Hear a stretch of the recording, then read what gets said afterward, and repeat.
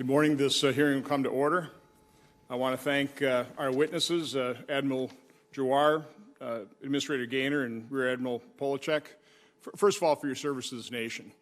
I also, I think on behalf of the committee, if you can thank the men and women that worked with you in this, what I think is a pretty tremendous effort, trying to deal with an overwhelming situation. I think as a nation, we all need to be very grateful for all your efforts. I realize you probably haven't had too many days off, much less hours off, pretty much dealing with this 24/7, and I really, truly do appreciate that. I want to ask for consent to have my written statement entered into the record, and I just want to go through just a couple facts, a little timeline here, just to kind of lay out really how extraordinary and overwhelming this effort has been. But back on January 21st, not that long ago, we had the first case reported of COVID. 8 days later, on January 29th, the administration established the coronavirus task force. At that point in time, we only had 5 cases, 0 deaths. And from my standpoint, I'm thinking that's pretty forward-looking. 2 days later, President Trump announced travel restrictions in China.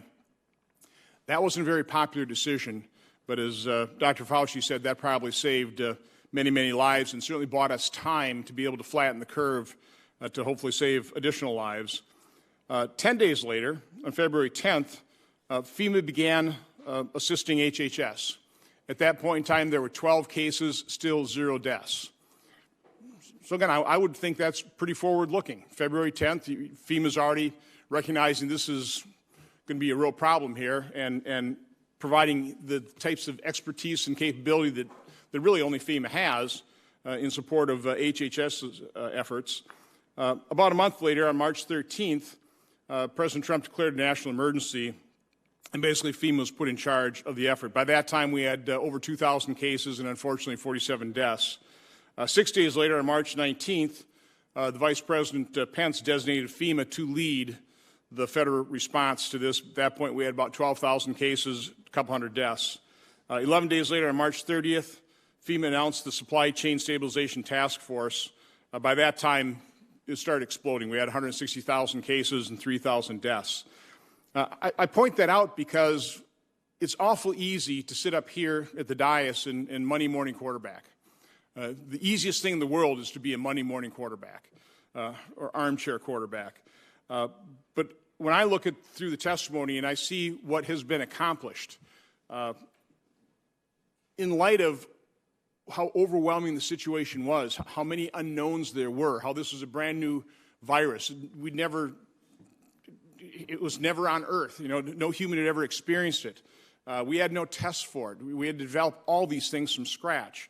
Again, I just have to say, well done. You guys did an extraordinary job. Not perfect. We passed $2.9 trillion of financial aid. Far from perfect. Had to be done. We did the best we could do. But I think you guys have really done a tremendous job. As of this June 2nd, FEMA has spent $6.3 billion on COVID-19 from the Disaster Relief Fund. I was talking to Administrator Gaynor earlier, probably close to 100,000 employees, that includes about 40-some-thousand National Guard troops. 100,000 people involved in this effort. I had a tough time managing a couple hundred people in my manufacturing plant, much less 100,000. So again, this is a task force, an effort assembled in a very short period of time and really performing pretty well. We can talk about this later in terms of the data, the charts, but I do appreciate some of the charts that you have supplied the committee. I think you really need to, as much as possible, make that information public. I realize a lot of this is preliminary and you hate publishing data that it wasn't quite right. I get that. But, and I know I've got to be a little restrained, but when I look at the 5 types of PPE equipment that is really vital, N95 masks, gowns, surgical masks, gloves, and face shields, you look at that and it's anywhere from 1.6 to 3.2 times the normal demand, what as a result of this, because supply and demand in a normal economy is pretty evenly matched. All of a sudden, we had a requirement for double to triple that amount overnight. Coming from a manufacturing base, I realize that's not very easy. And I think what we have been able to do, recognizing that so much of this equipment is sourced overseas, and those countries are grappling with this as well, and there's a global demand for these supplies. What you were able to do in terms of, for example, sterilizing N95 masks, the airlift operation, really some pretty innovative, rapid response, pretty extraordinary effort. And I just take my hat off to you. I'm not going to Monday morning quarterback. But I'll just conclude by kind of asking the questions that I think need to be asked. As we'll see in Administrator Gaynor's testimony, he'll talk about, as in any federal disaster, the proper course of action is local effort first, supported by the state, finally supported by the federal government. This was so overwhelming, the federal government had to take, in many respects, a real lead, and I think they have. But I think the questions we need to be asking, particularly in this hearing, which is about the national stockpile.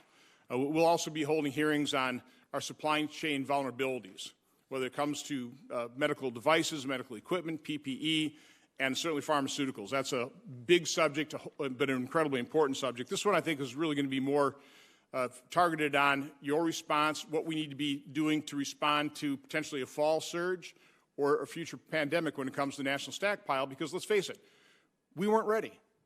We just weren't ready. Again, blame us all.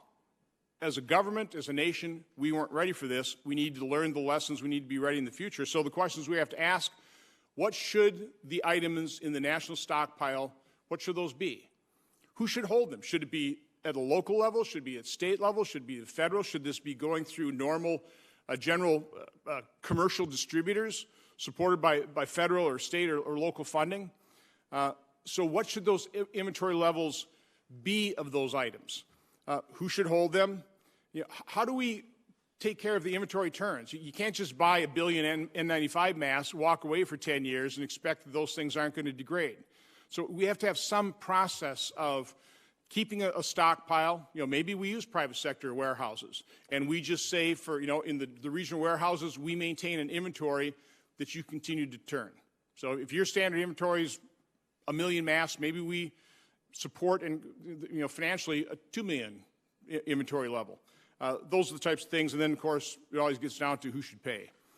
But as is always the case when I discuss FEMA, I'll continue to emphasize it starts at the local level. When the locals can't handle it, the state steps in. When the state is overwhelmed, the federal government has to be ready to assist and support, and I do believe in this case you truly were. So, again, I thank you, the men and women that serve in your agencies, and with that, I'll turn it over to Senator Peters.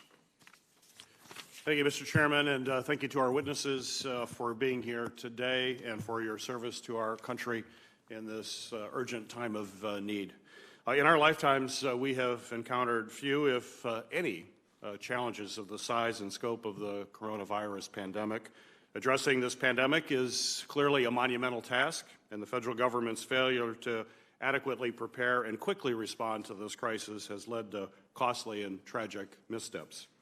We have now lost more than 110,000 Americans to this pandemic, loved ones whose lives will never be replaced. As families across the country grieve these unimaginable losses, we must make every effort to examine how we reach this heartbreaking point and ensure that we are better prepared to protect Americans from the challenges of the future, including a potential second wave. My home state of Michigan has been hit especially hard. Among our state's minority communities in particular, and cities like Detroit. This pandemic has highlighted longstanding disparities and health inequities facing minority communities, and when disasters strike, minority communities often suffer some of the most severe impacts, but are among the last to receive assistance. This crisis has served as a chilling reminder that we must do more to protect our most vulnerable and underserved communities going forward. A rigorous examination of the federal government's response will help ensure that successes can be replicated and any shortcomings can be addressed. These efforts are critical to containing this deadly virus and to continuing the safe reopening of our economy. In Michigan and across the country, Americans are eager to get back to work. But many industries are still struggling to access the personal protection equipment that they need to reopen safely. Americans need these items so that they have the confidence that they are safe when visiting a restaurant or a store. I warned in a 2019 report that we face a grave national security risk because of our over-reliance on foreign manufacturers for medical supplies, including those manufactured in China. The pandemic only intensified those vulnerabilities. I have heard from manufacturers in Michigan who want to do their part to help produce these critical supplies, yet the White House was reluctant to fully use its authorities to mobilize private industry. There is no doubt in my mind that this hesitation slowed our response efforts, damaged our economy, and cost American lives. I greatly appreciate the hard work so far to obtain and distribute supplies to those in great need. But as our economy continues to reopen, we must redouble our efforts to secure the resources to keep workers and customers safe. Effectively addressing this pandemic will also require widespread testing. But months into the most severe public health crisis of our lifetime, we still have more questions than answers about our national testing capability. Every state in the country has encountered challenges securing the resources to test people. Even now, my home state of Michigan only has the resources to conduct 15,000 tests per day. Without sufficient testing, we cannot fully understand the extent of the catastrophe or take the necessary precautions to protect our communities. Moving forward, we must adopt and implement a clear, effective, and comprehensive national testing strategy. These are just a few of the issues that I hope to discuss with you today. The loss and the heartbreak that we have experienced in this crisis are simply immeasurable. And we must do everything in our power to prevent a return to our most difficult days. The hearing is long overdue, but I'm eager to work with you on this vital mission. Thank you, Mr. Chairman. Thanks, Senator Peters. It is the tradition of this committee to swear in witnesses, so if you'll all stand and raise your right hand. Do you swear the testimony you will give before this committee will be the truth, the whole truth, and nothing but the truth, so help you God? Please be seated. Our first witness is Admiral Brett Giroir. Admiral Giroir currently serves as the Assistant Secretary for Health at the Department of Health and Human Services.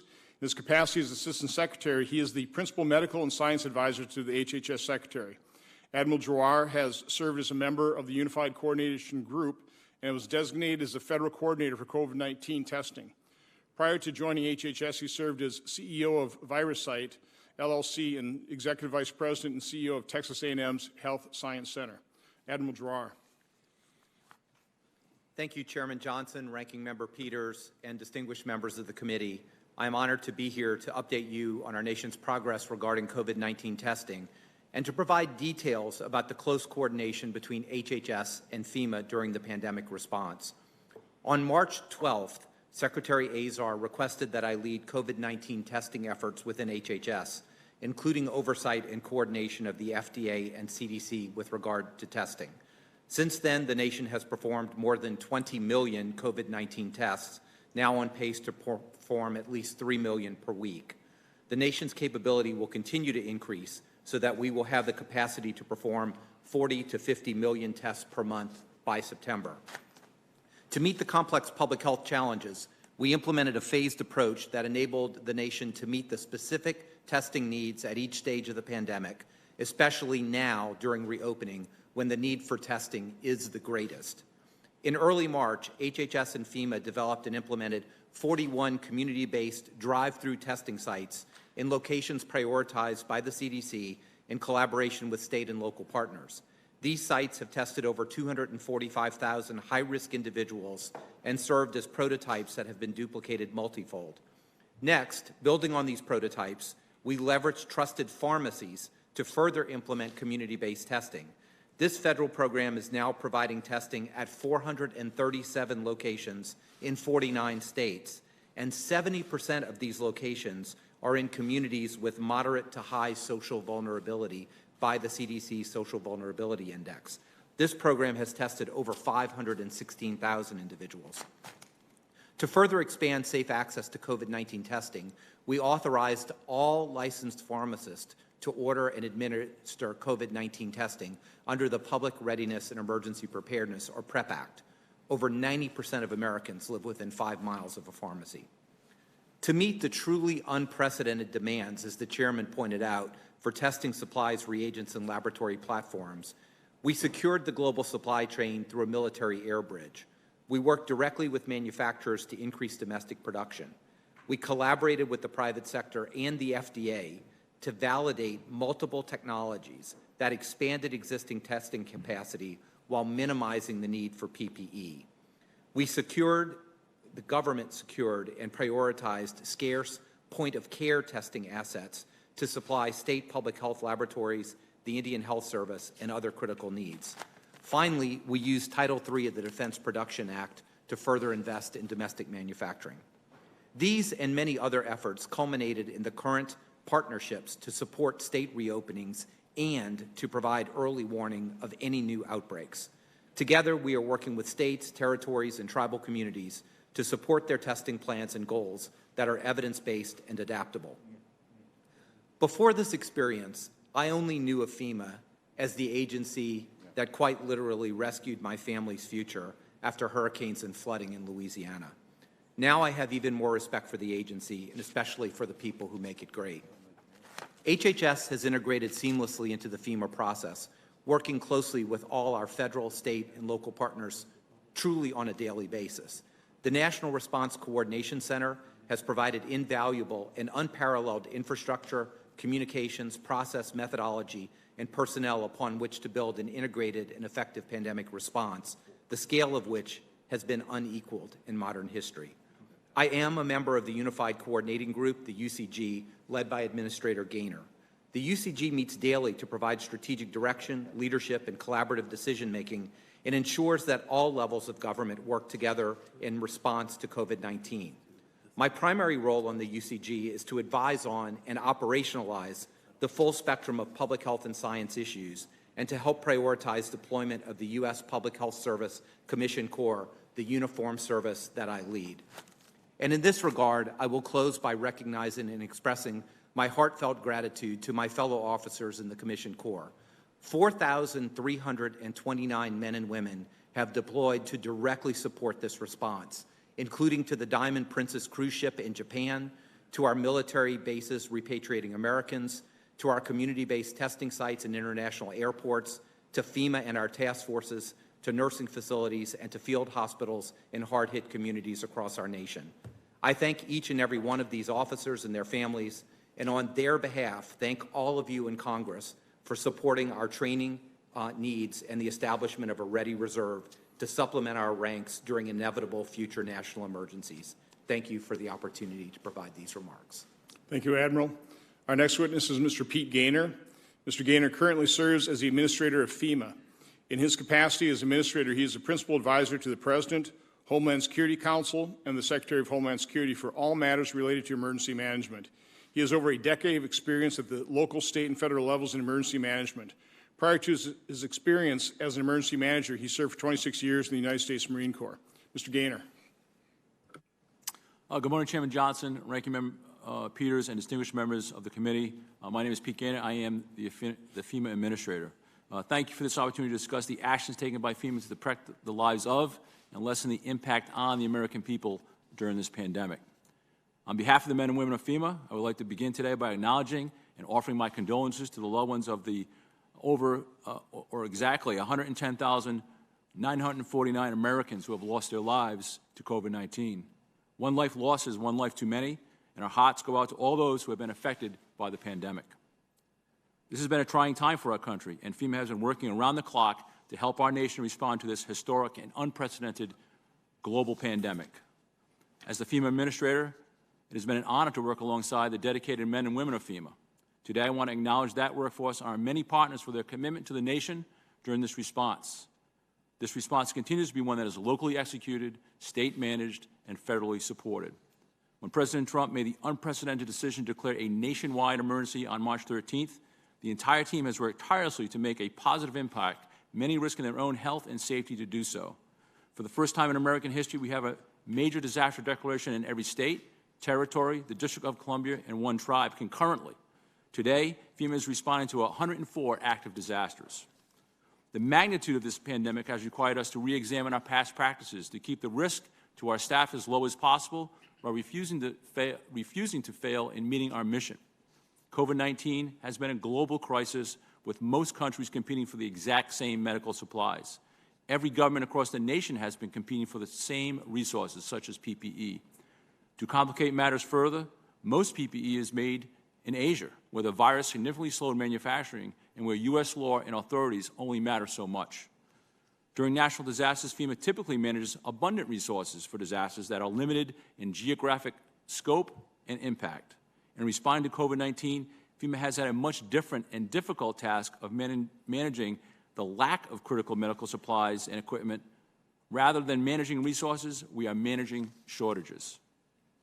We have worked tirelessly to find medical supplies and equipment across the globe and rapidly move them to America. We quickly prioritized resources to ensure that locations with the highest risk of COVID-19 cases and deaths would not be in danger of running out of supplies and life-saving equipment. Using the HHS Strategic National Stockpile early on, it quickly became clear the scope and scale of this pandemic went far beyond what the stockpile was designed for. It could not be relied upon as the single solution for pandemic supplies in the United States. To address these widespread shortages, the Supply Chain Stabilization Task Force was swiftly created by FEMA and its federal partners, and in less than 10 days, we established an air bridge to expedite critical supplies already purchased and owned by some of the nation's largest medical distributors, with the goal of providing temporary relief to stabilizing supply chains. This air bridge cut international shipments from 37 days on a ship to just 1 day by air. Since March 29th, we have completed over 200 flights carrying life-saving supplies to the American public.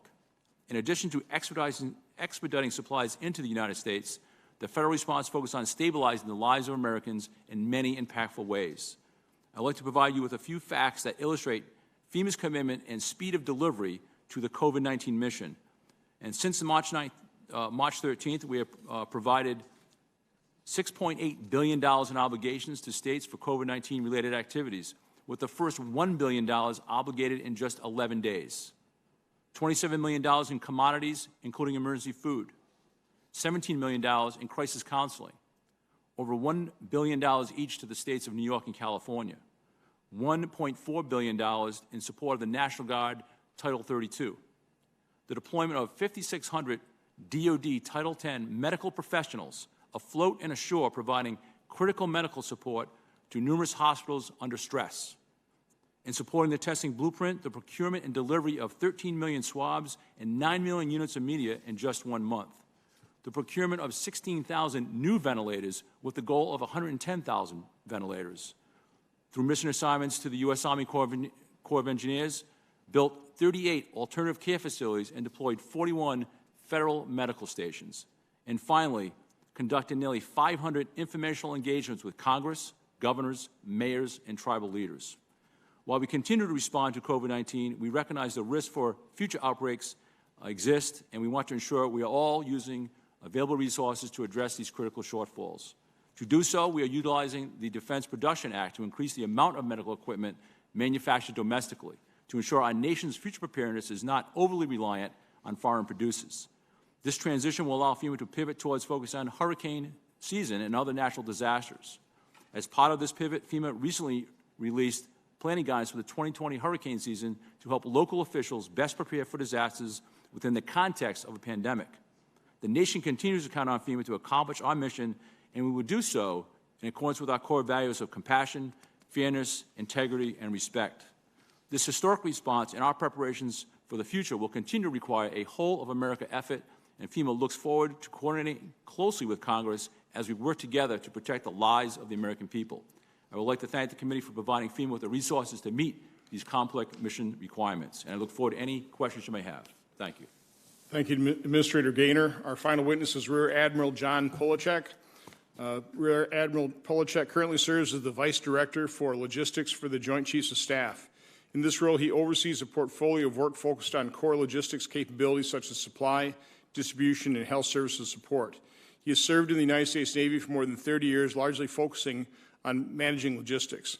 Since March, Rear Admiral Polachek has led the federal government's Supply Chain Stabilization Task Force. Rear Admiral. Johnson, Ranking Member Peters, and distinguished members of the committee. I'm Rear Admiral John Polufchek. Put your mic on. Sorry, I thought the light was on. Good morning, Chairman Johnson, Ranking Member Peters, and distinguished members of the committee. I'm Rear Admiral John Polufchek, Vice Director for Logistics, Joint Staff. Thank you for the opportunity to discuss the federal response to the COVID pandemic and strategies for future planning. Let me start by offering my condolences to the families and friends who have lost loved ones to this pandemic. On a personal note, let me share that this pandemic is close to home as it did for many Americans. I have two family members working on the healthcare front lines. My sister is a nurse in Westchester, and my niece is a nurse on Long Island. Through daily communications, I am very cognizant of the needs of healthcare workers and if they're being met. On 19 March, I was asked to support the management of critical medical supplies needed to combat the pandemic, specifically ventilators, personal protective equipment, and equipment for testing. It was clear the global demand for critical medical supplies could not be met domestically as U.S.-based manufacturing was limited.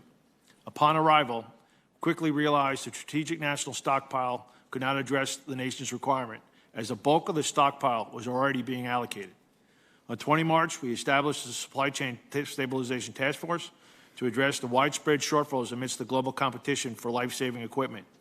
The task force consisted of over a dozen departments and agencies across the U.S. government and liaisons from the private sector. I also want to add that the support extended globally, with the Department of State helping track down viable manufacturers around the world. Our goal since the beginning has been to provide medical supplies to where it's needed, when it's needed. A strategy had to be developed and quickly executed to deliver the life-saving supplies to COVID outbreaks popping up around the country. We made a decision to leverage the strengths of both government and private sector for a whole-of-America approach. To execute this strategy, we developed 4 lines of effort. The acceleration and preservation lines of effort were designed for outcomes measured in hours and days, while the allocation and expansion lines of effort focused on a longer time horizon. With the shortages in PPE, acceleration of the commercial market was required because we could not wait for shipments of critical resources. Normal distribution methods using maritime shipping could not meet the speed needed to immediately get critical supplies to the point of care. Project Airbridge is a major focus of this effort and expedited the movement of critical supplies from the global market to locations across the United States. On 29 March, the first flight landed in New York with gloves, masks, and respirators. By 30 April, the 100th flight, Airbridge had delivered nearly 800,000 N95 respirators, 825 million gloves, 75 million surgical masks, over 11 million surgical gowns, more than 2 million thermometers, 650,000 face shields. Using the Airbridge, we cut the amount of time it takes to transport supplies from Asia to the U.S. from months to days. The supplies I just listed would still have been at sea on 30 April and not available to our healthcare workers if normal shipping methods were used. At its core, the Airbridge is a public-private partnership with 6 major medical distributors. The federal government covers the cost of fly supplies purchased by the private sector into the U.S. from overseas factories. As part of the agreement, 50% of the distributor supplies on each plane are directed to points of care in geographic areas needed using CDC data along with inputs from Dr. Birx. Based on CDC data, prioritization was given to hospitals, healthcare facilities, nursing homes around the country, to COVID hotspots such as New York, New Jersey, Chicago, and Detroit. Beyond the Airbridge, our acceleration efforts continue to source supplies with flights carrying over 55 million FEMA-procured masks, 2 million gowns into the U.S. Working with CDC, we provided preservation guidance on how to extend the life of PPE, introduce options like decontamination systems that allow for multiple use of N95 masks. You can't run a supply chain if you can't visualize it. Using data-driven decisions for allocation ensures the right quantities of critical medical supplies get to the right place at the right time. In an unprecedented fashion, we consolidated business system data from the 6 major medical distributors into the cloud at FEMA, creating a data lake of information. For the first time, using a supply chain tool from DoD, we're able to see the healthcare supply chain from supplier to point of care, all done within a matter of 2 weeks. We could now see inventory held by competing companies for distribution in the U.S. and how the supply chain was filling those orders. We combine this supply chain data with CDC information, ensuring the commercial markets move resources to the hotspots. Looking at the longer time horizon, expansion is needed to align U.S. manufacturing with current COVID and future demands. Prior to COVID, the medical community procured majority of supplies from cheap overseas markets. We need to change that. American business leaders continue to respond. For example, with no financial incentive from the government, Walmart teamed with the medical supply chain and produced over 200 million hospital isolation gowns. Using the Defense Production Act, we are creating investment across manufacturers in the U.S. to make domestic production equal to the surge in COVID demand. We used DPA to raise the U.S. production of N95 masks and bring in 50 million N95s from 3M's overseas production. Another example is rated contracts for ventilator production under the DPA, including contracts for thousands of ventilators delivered to the stockpile. Looking ahead, we are preparing America to be fully prepared for any future outbreaks, beginning with increases in our reserves, expanding our domestic capacity. We now have more ventilators in the Strategic National Stockpile than before the pandemic, thanks to U.S. production.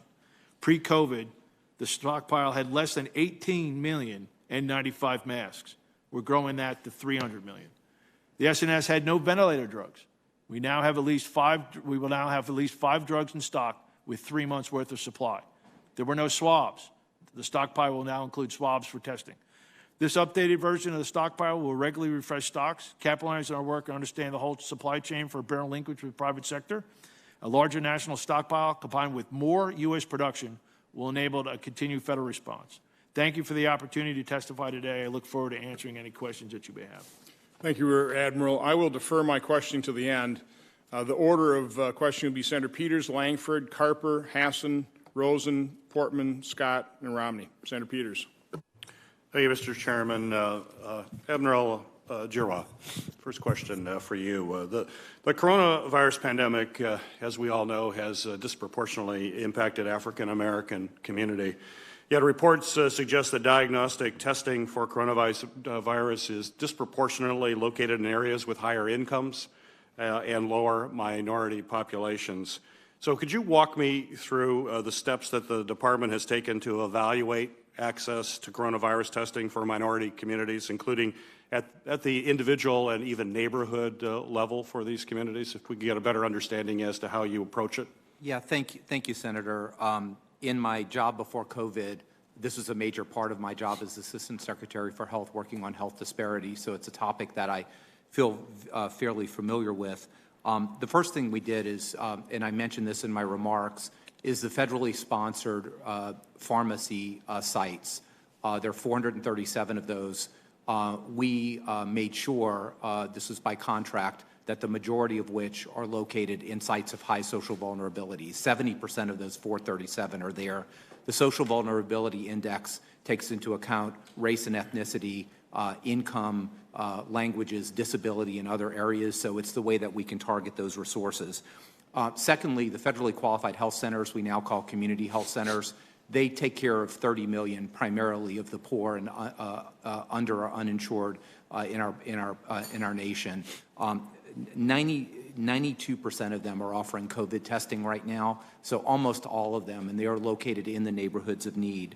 Last week we released guidance, and this was a flaw in the system. There was no requirement for reporting of race, ethnicity, age, sex, even zip code or location with lab reports, so it was very difficult to understand what the data were, and we still don't have a good understanding of that. We released that this was an authority that the CARES Act gave to the Secretary, and we enabled that last week.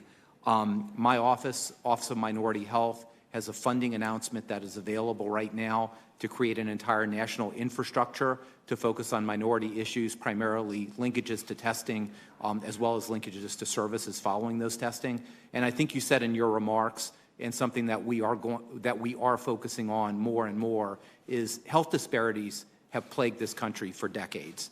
The underserved minorities, sometimes, it really is true, your zip code matters more than your genetic code. And this was really not something new, but it was a magnification of the health disparities we see. And I don't want to take up your time, sir, but we just saw what had occurred for decades, just magnified because of this pandemic. There's no question about that, and we have to lean in very heavily to deal with those, and that will be at a future time we can talk about that. Just about kind of the follow-up question, you talked about how these resources are in these different areas, and yet you also said we didn't really have data until just recently. So how can you make that statement without data? How were you able to? What we do know is the Social Vulnerability Index is a published index to understand what communities are really vulnerable. So we placed our testing centers in those communities. What I don't have is the national data to say how many African Americans have been tested, how many Hispanics have been tested, because that is not a requirement, and the federal government does not get that. We have mandated that as part of the guideline from the Secretary last week, but we have very limited data. We just have very limited data to understand the percentage of those tested. We know how many are hospitalized, who suffers the consequences, but testing, we're flying blind until this comes in, sir. Right. And you agree that this data is essential. We have to have it.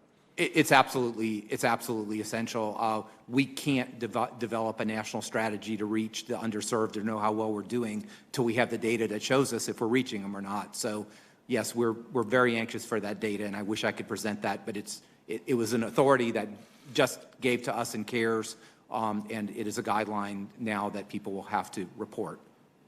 What steps are you taking to collaborate with other partners, such as FEMA and HUD and others in these efforts?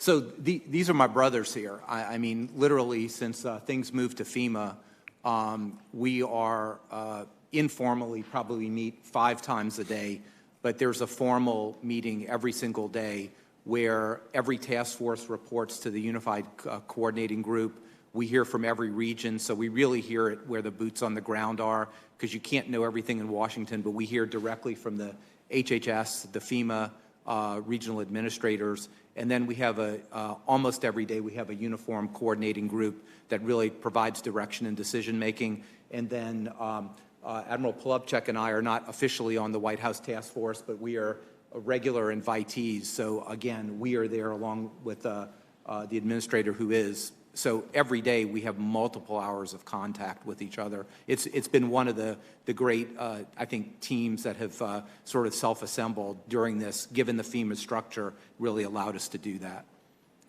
Administrator Gaynor, a just response requires leadership, as you know very well, at the highest level of the agency, and a dedicated office to develop a proactive plan that can assist that leadership. And we have to ensure that aid and assistance is always delivered equitably.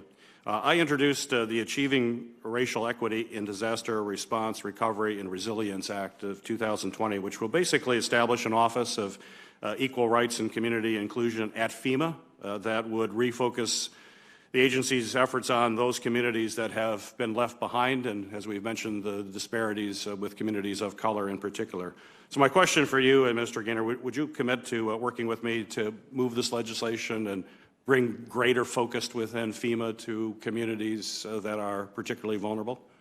Yes, sir. And just for the record, FEMA already has an Office of Equal Rights and Civil Rights, and so we'd be happy to work with you about what we've been doing, some of our successes, and I'd be happy to offer technical assistance to you and your staff on that legislation. Well, I appreciate it, and I know you have that office, and we appreciate the work that that office does, but I think of what we have seen transpire in the last few months, we should probably redouble our efforts and focus more. That's certainly the spirit behind the legislation, that we bring even greater focus. For example, the lack of data, those are things that we should have been doing from day one, and we need to have lessons learned from the past as we move forward to make sure that we have more equitable responses in the future. So that's the spirit of the legislation. Yes, sir. If I could just share just one thing to kind of just tell you how early we were concerned about equal rights and civil rights. Early on in the process in May, my Office of Equal Rights put out a bulletin to all FEMA employees working under COVID-19. I sent 25 civil rights advisors out to my 10 regions across the country. They adjudicated 211 civil rights items before they became official. So we have been out there on the front line adjudicating civil rights, making sure that we stand up for what's right, what we believe in. And so, again, I'd love to work with you and your staff on moving that forward to even a greater effort. I appreciate it. Thank you, Administrator. Thank you. Thank you, Admiral, as well, for your comments. Appreciate it. Thanks, Senator Peters. Senator Langford, by the way, I think I mentioned this to you. I got home last night. My wife had C-SPAN on, and she said you have to watch what Senator Langford had to say, and I thought you did an extraordinary job. So I would recommend everybody go and get a clip of Senator Langford talked about disparity. As Senator Carper always says, we don't have a perfect union. We're trying to form a more perfect union. But, excellent remarks. But Senator Langford. Thanks, Chairman. Gentlemen, thanks for your service, what you're doing. You do a lot of work behind the scenes that Americans don't have the opportunity to be able to say thank you. So from the people of Oklahoma, let me pass on my thanks because you've done quite a bit to be able to serve the folks in my state and across the country. Let's talk a little bit about this national stockpile, though. There was a lot of early engagement on expired N95 masks and expired prescriptions and such in the national stockpile. Help me understand how we got to that point that things were expired, and how does it get better to be able to deal with a rotation so that we don't have expired materials in the future? Yes, sir, Senator. I'm going to refrain from talking previous to March 19th, right? So I can't speak to those practices, but I will talk to you about what we're doing going forward. This national stockpile shouldn't be thought about as I buy it, I put it on a shelf, and I'm done. Working with the colleagues at Health and Human Services, I'm trying to develop a national stockpile next that uses practices that DoD has done, has used. DoD has a War Stopper program where we buy inventory, we put it on the shelf with our commercial partners, and as the commercial partners make issues, they replenish and they manage shelf life for us. That's just one example. And so we're looking to change from a stagnant mentality of buy it, put it on the shelf, and then have to figure out how to rotate stock. It's not just N95 masks, even simple things like needles and syringes that are sterilized and wrapped. They all have a shelf life based on the sterilization. So there's work to do there going forward, and it's going to change. It's going to take a little bit of. Do you need legislation to do that at this point, or you have the authorities you need to be able to do it right now?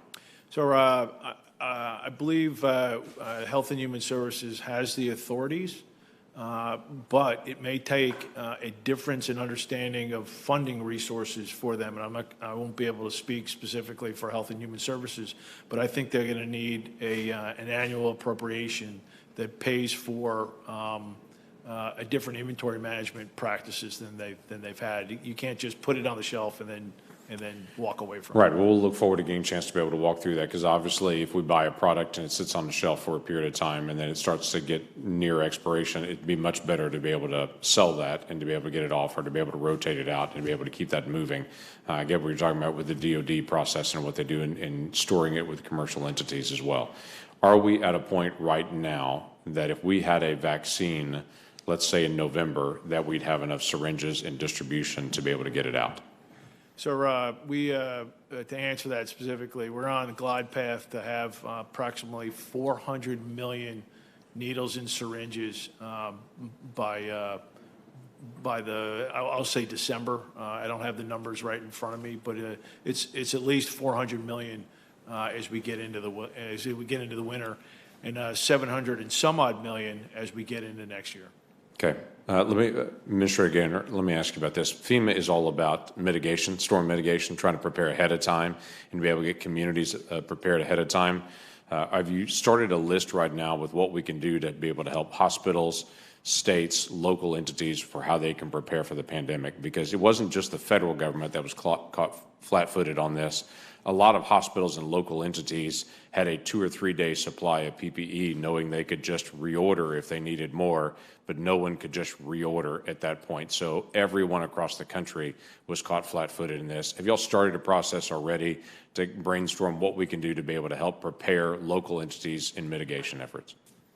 Yes, sir.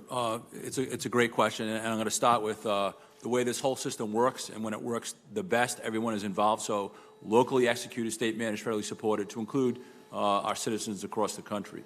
We're probably going to have to readjust some grants. We put out about $2.4 billion in preparedness grants.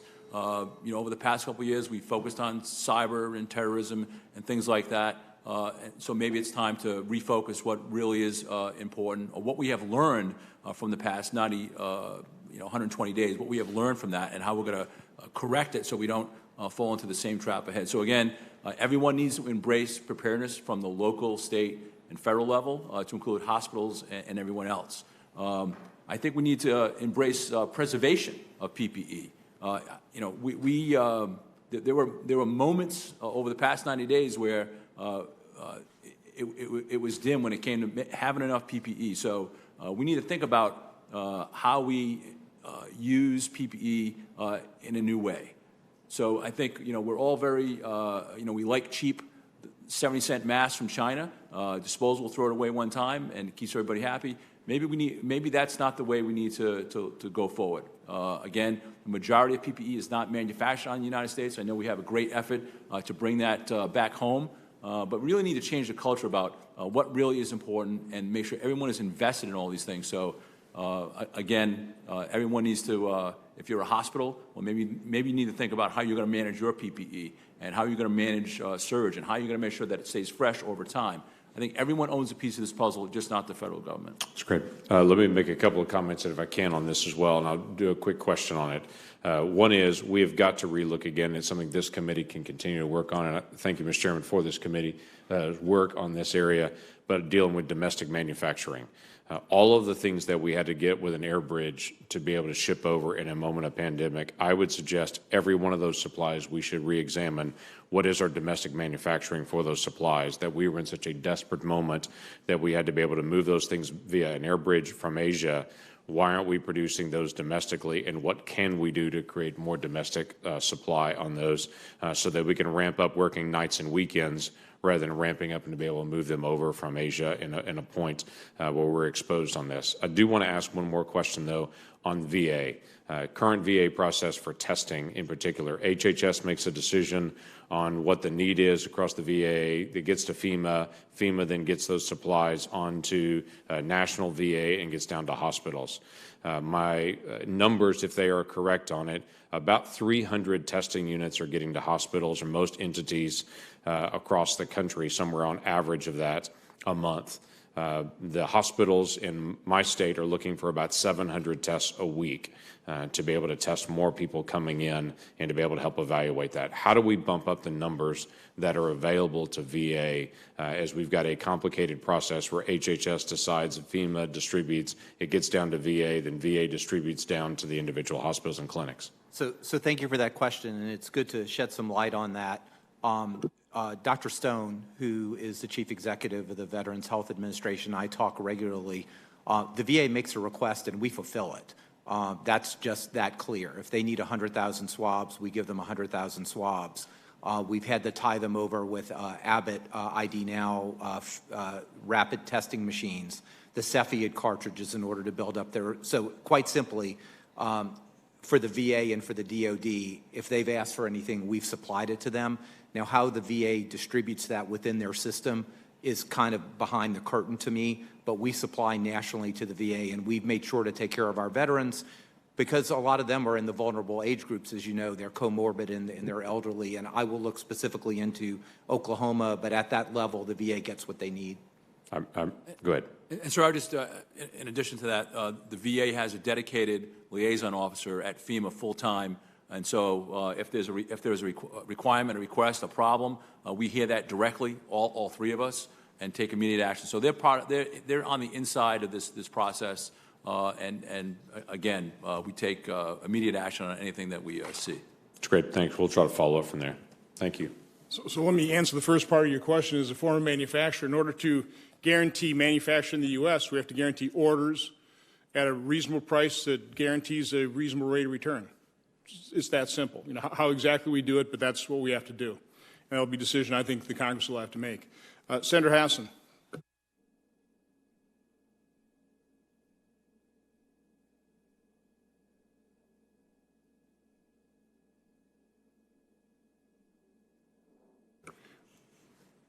Just hold on, because we can't hear you yet, so.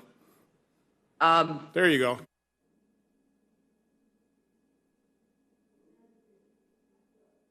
Folks, can you hear me? Yes, we can hear you now. Okay.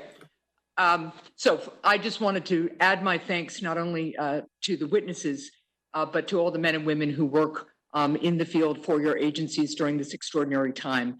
We do know that this has been an unprecedented amount of work, and we are very, very grateful. Having said that, I just want to add a caution, because while the time for an after-action report on what was done well and what wasn't is for after the pandemic, I think there is general agreement that we needed to establish our goals earlier, and that we still have some ways to go in terms of being transparent about what our goals for things like PPE and testing are. There's a difference between saying we've worked really hard and done all these things and knowing that we've actually met our need. There's a difference between saying, let's see what we can do, and here's what we need to do. And so that's what my questions are really focused on. I'll start with Administrator Gaynor.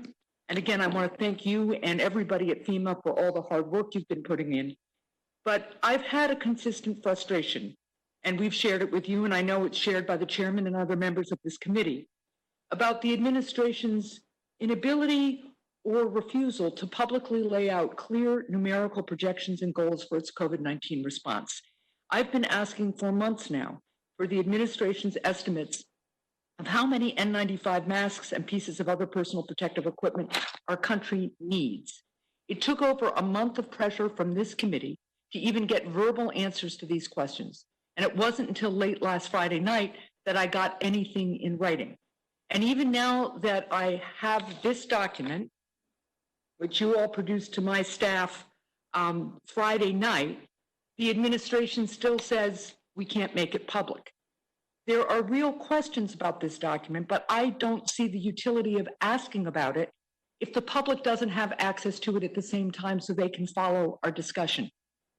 The American people deserve answers to these basic questions: how much personal protective equipment we need, and what our plan is to get there. So Administrator Gaynor, why is the administration refusing to make this document public? Public scrutiny is critical to evaluate these projections, how they were developed, whether they account for real needs in nursing homes, hospitals, schools, and businesses. Why can't I share this document with my constituents? Yes, ma'am. Thanks for the question. So I don't know of any prohibition about sharing the slides. So if you have an interest in sharing those slides publicly, go ahead and do so. We provided those slides to you in the committee for your use, and if that includes sharing those with your constituents, I don't see a prohibition against it. When it comes to understanding PPE, and I'll defer to the Admiral here in a minute, but when it comes to understanding PPE, scarcity, a demand for things that some sectors have never had a use for before, it has taken some time for us to understand that. And so, early on, we wanted to understand what usage was against what pre-COVID numbers look like. Now that we're moving into opening government, what do those numbers look like? Elective surgeries, dentists, all these things are new and additive to the problem. So as we go, we learn more. We'll update those slides. They'll be more comprehensive. Director Gaynor, I thank you.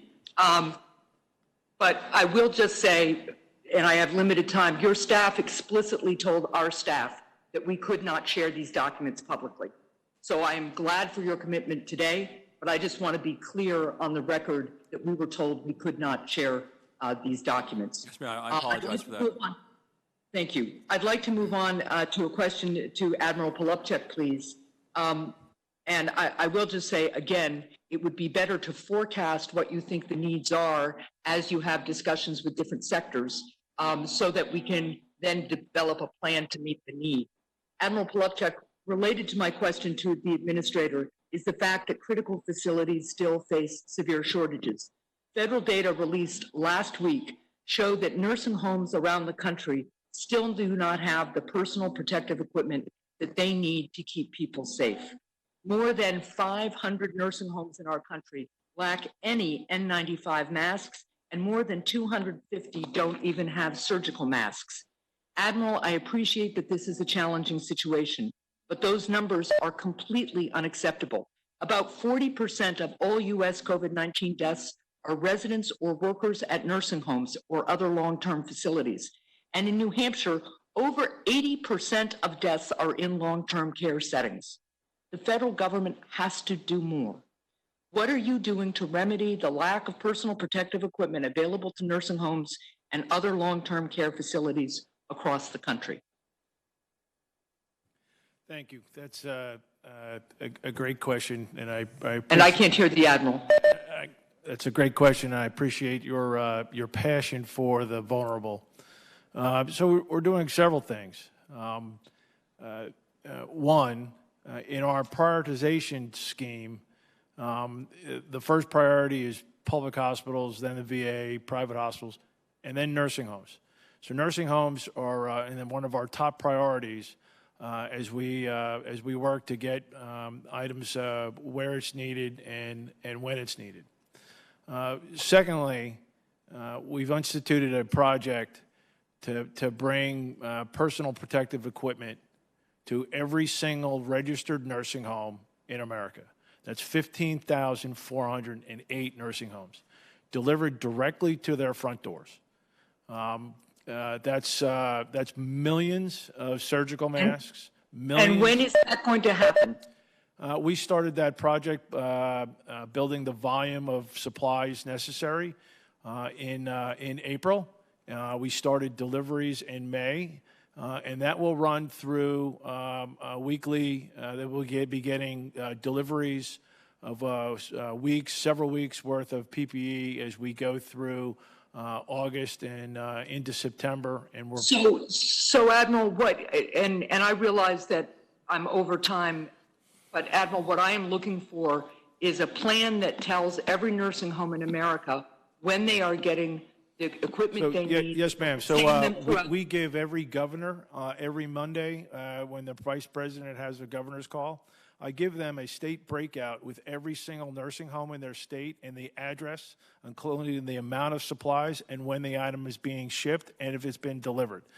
So we have a great communication with the as you know, right? As you know, we still don't have this equipment in many nursing homes. So, ma'am, one of the things that the Healthcare Ready Network is now producing is an input of nursing home information in there, working with Administrator Seema Verma.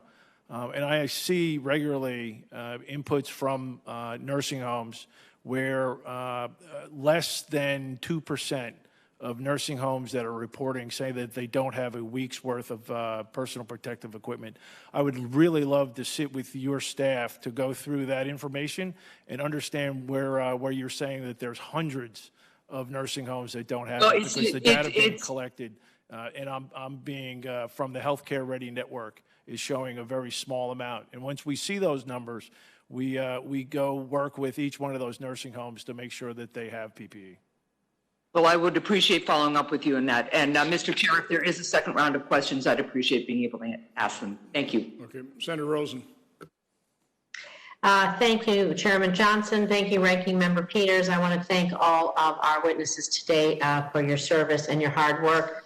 I'd like to address natural disasters and the pandemic because in Nevada, we are about to enter wildfire season.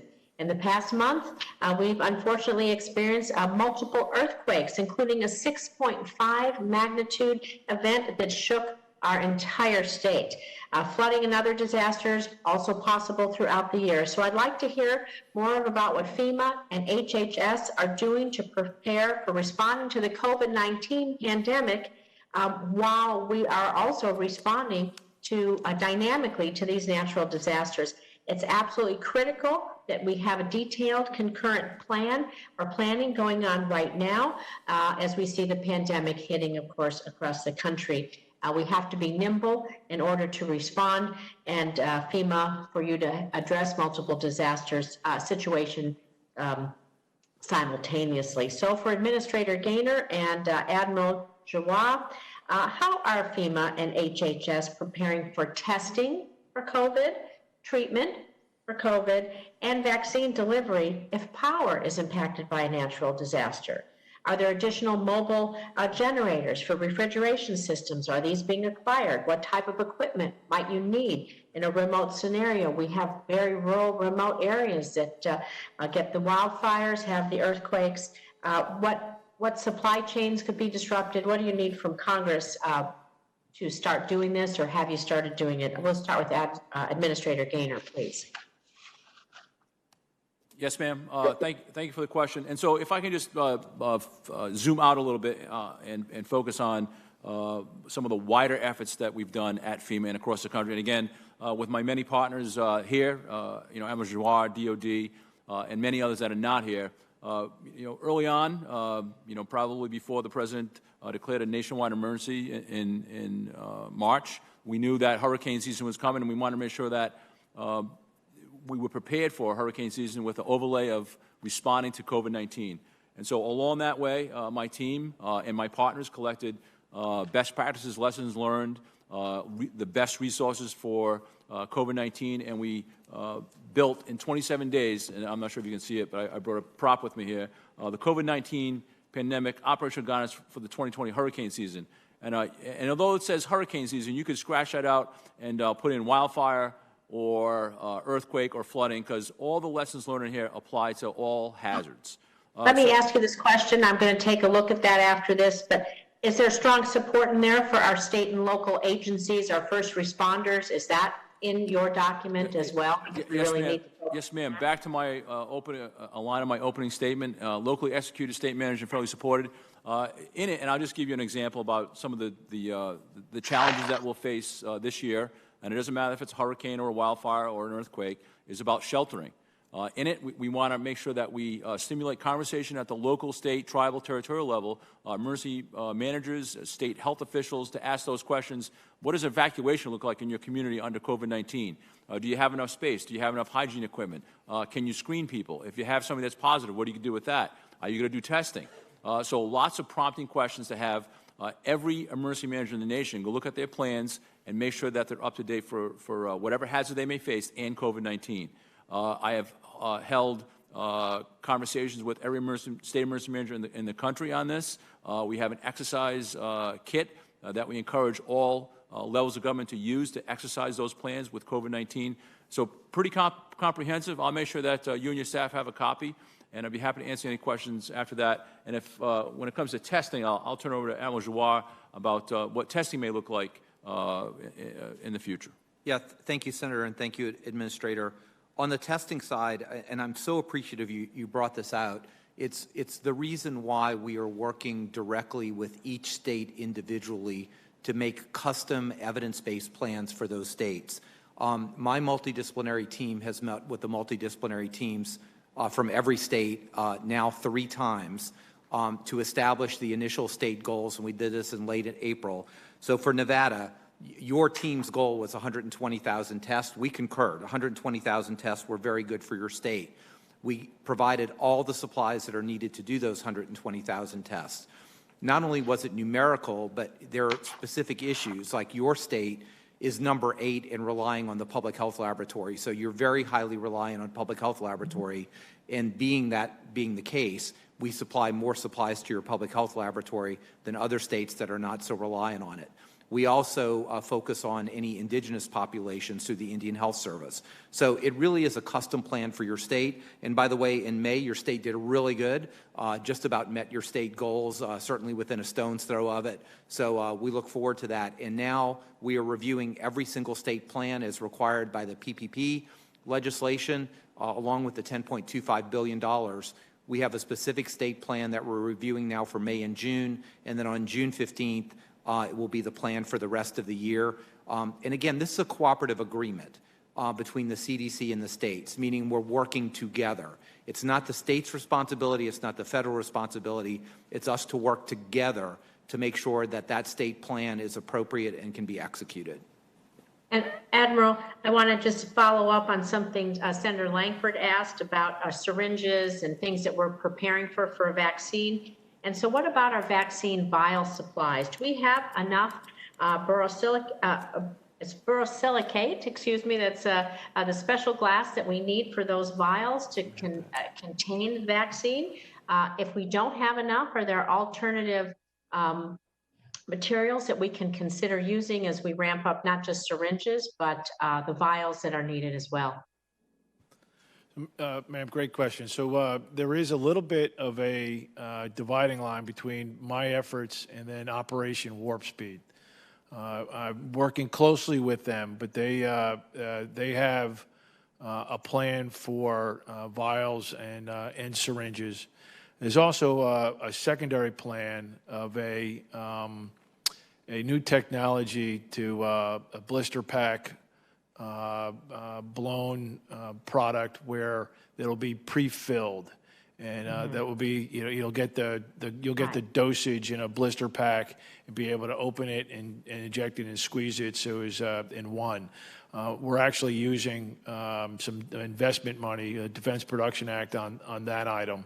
But Operation Warp Speed has all the details there, but because it has something to do with the supply chain, prior to the stand-up of Operation Warp Speed, I dived into needles and syringes just because I thought that was, what's next. But I have to work with Operation Warp Speed to get you a specific answer on the vials, ma'am. Thank you. I appreciate it. Senator Portman.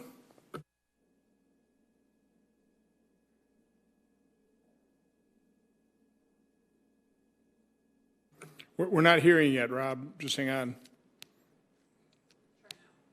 Try now.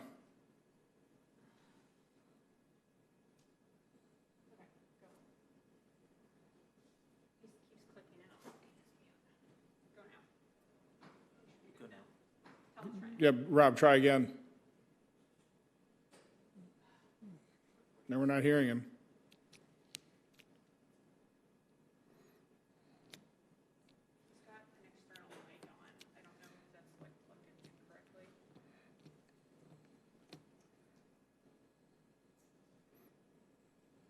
What does your audio mute button say?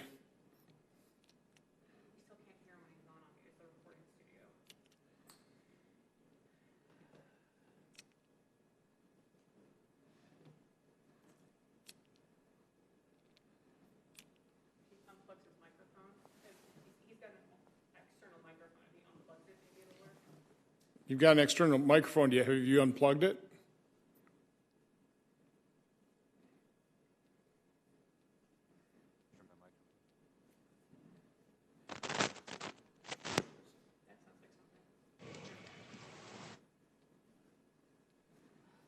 So until we get this figured out, do you mind if we go to Senator Romney? Fine. Oh, I heard a little bit now. You hear me? Yep, can hear you now. Okay, great. We'll reset you for 7 minutes. Out of my time, I apologize.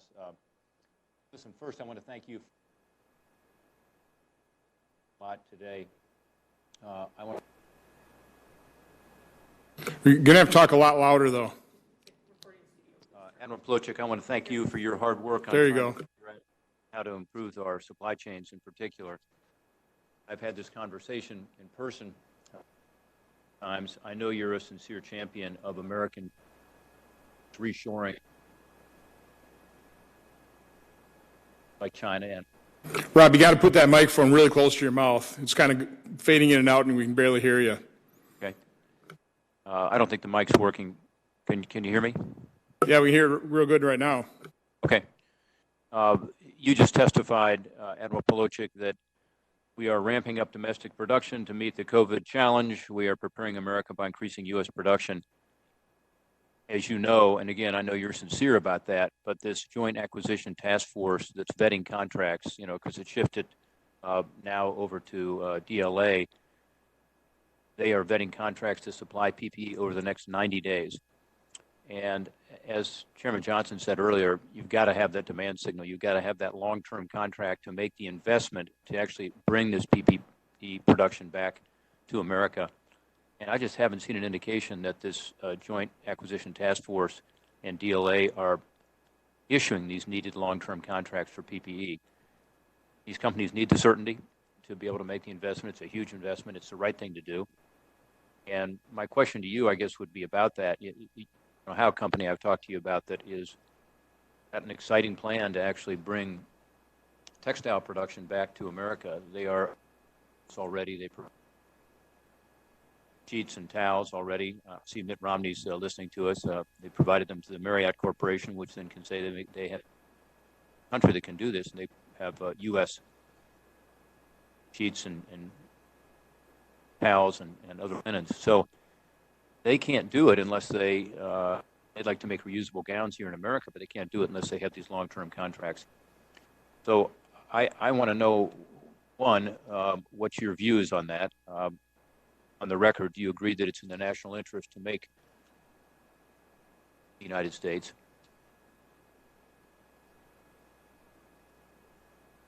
So I have about a little bit of a hard time hearing your question, but I get the genesis is a little bit about our plan to bring manufacturing back, and the requirement. Is just, do you support bringing it back?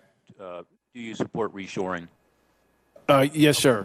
Right. So, significantly, I don't think we could be ready for any future pandemic, and so a little bit longer lens than just say for a second wave in the fall.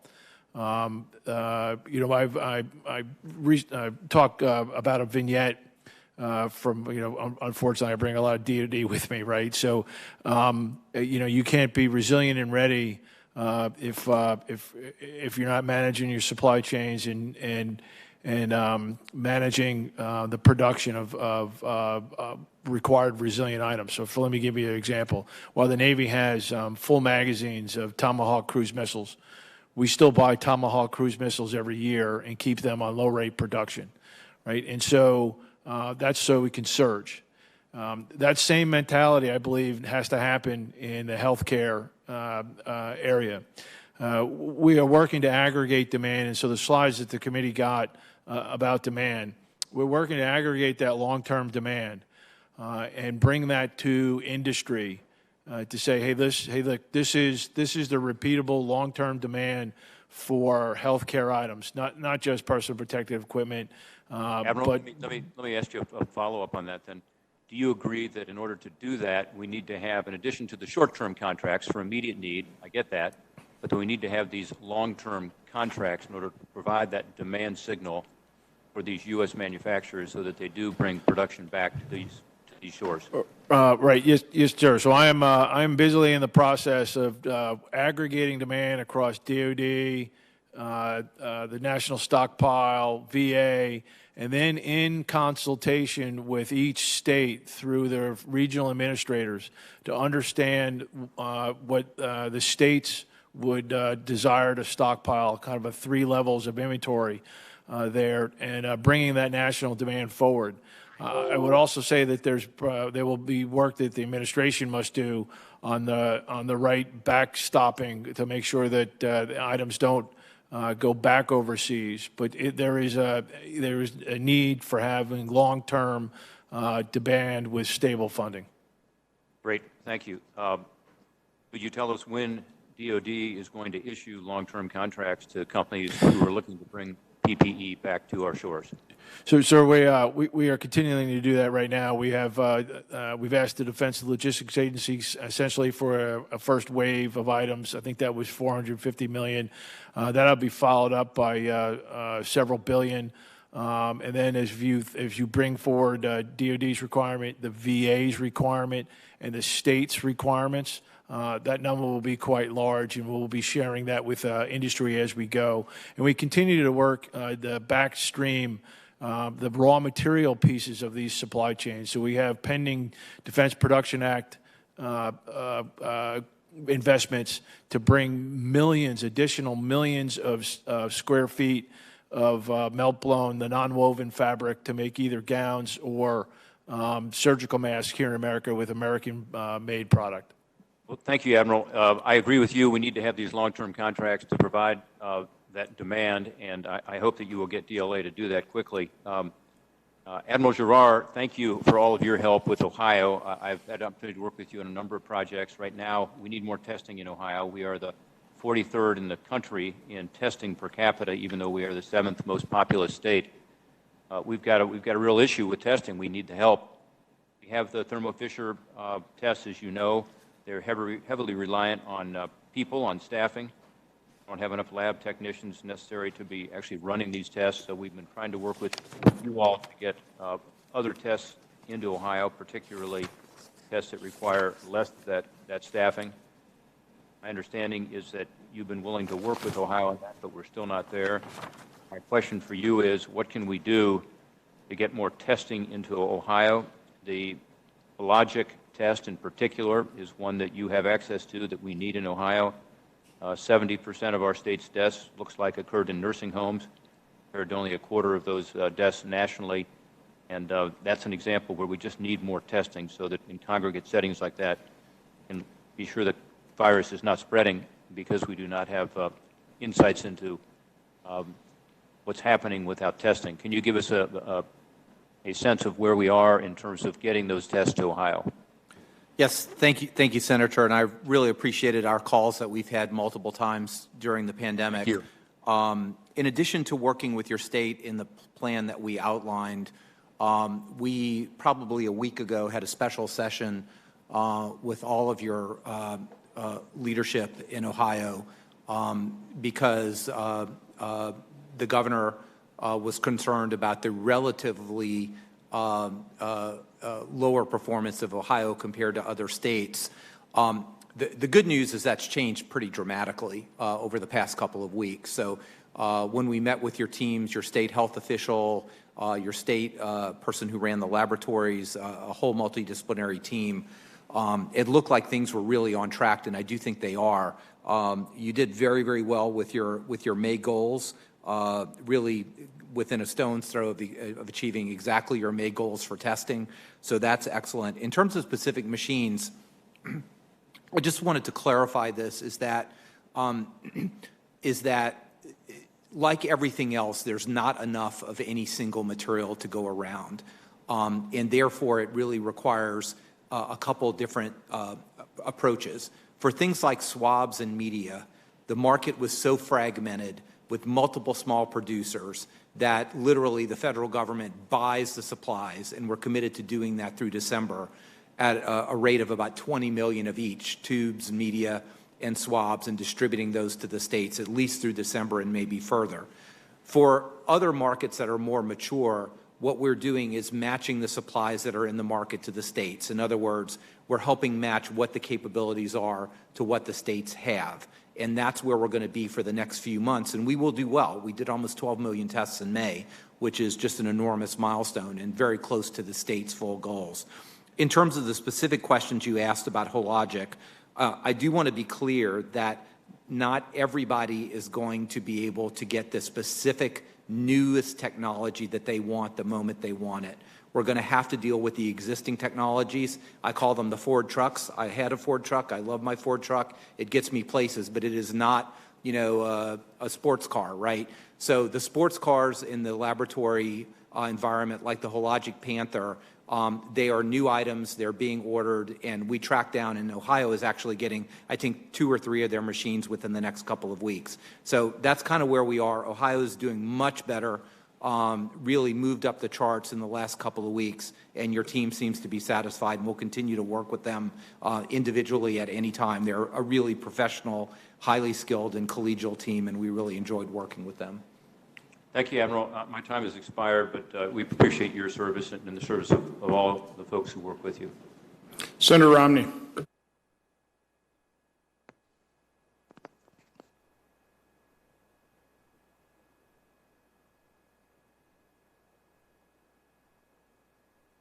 Thank you, Mr. Chairman. Can you hear me okay? Loud and clear. Yep, thanks. Good.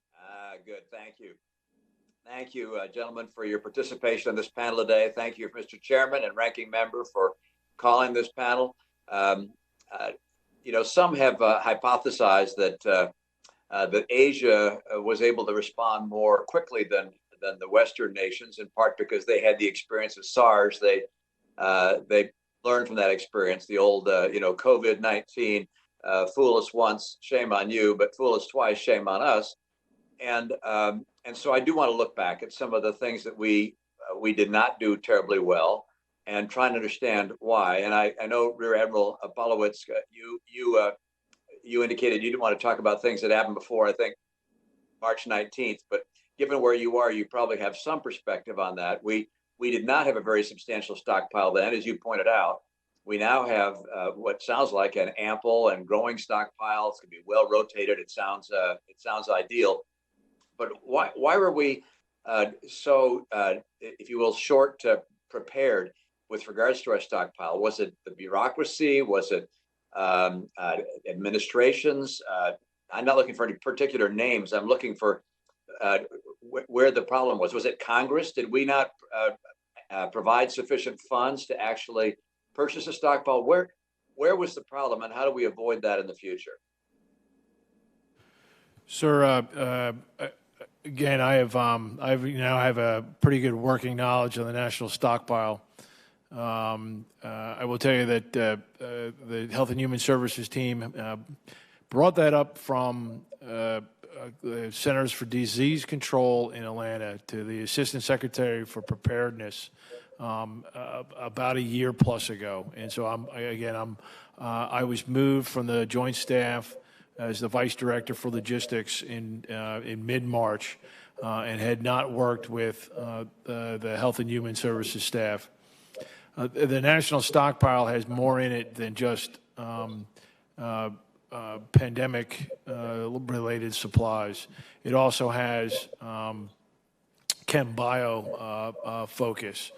So it has Admiral, I have such a short period of time.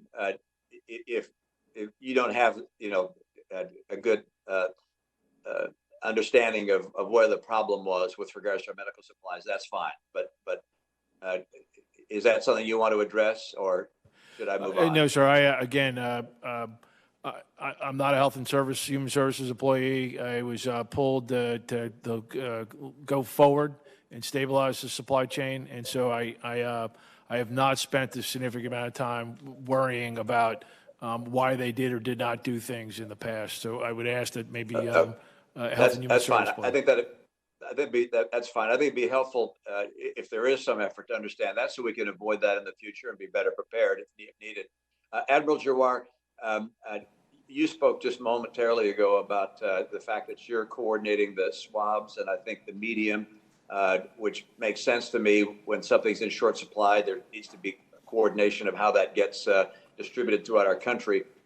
But I think there's a perception that that at the very beginnings of this crisis, that the federal government said to the states, "Okay, governors, you got to get your own stuff." And I'm not sure which things were included in that, but I did talk to more than one governor who said that they were scrambling on their own to try and find protective equipment or try and find testing equipment, and they were competing with each other, and in many cases asking for more than they actually needed because they knew they had to do that in order to get what they might need.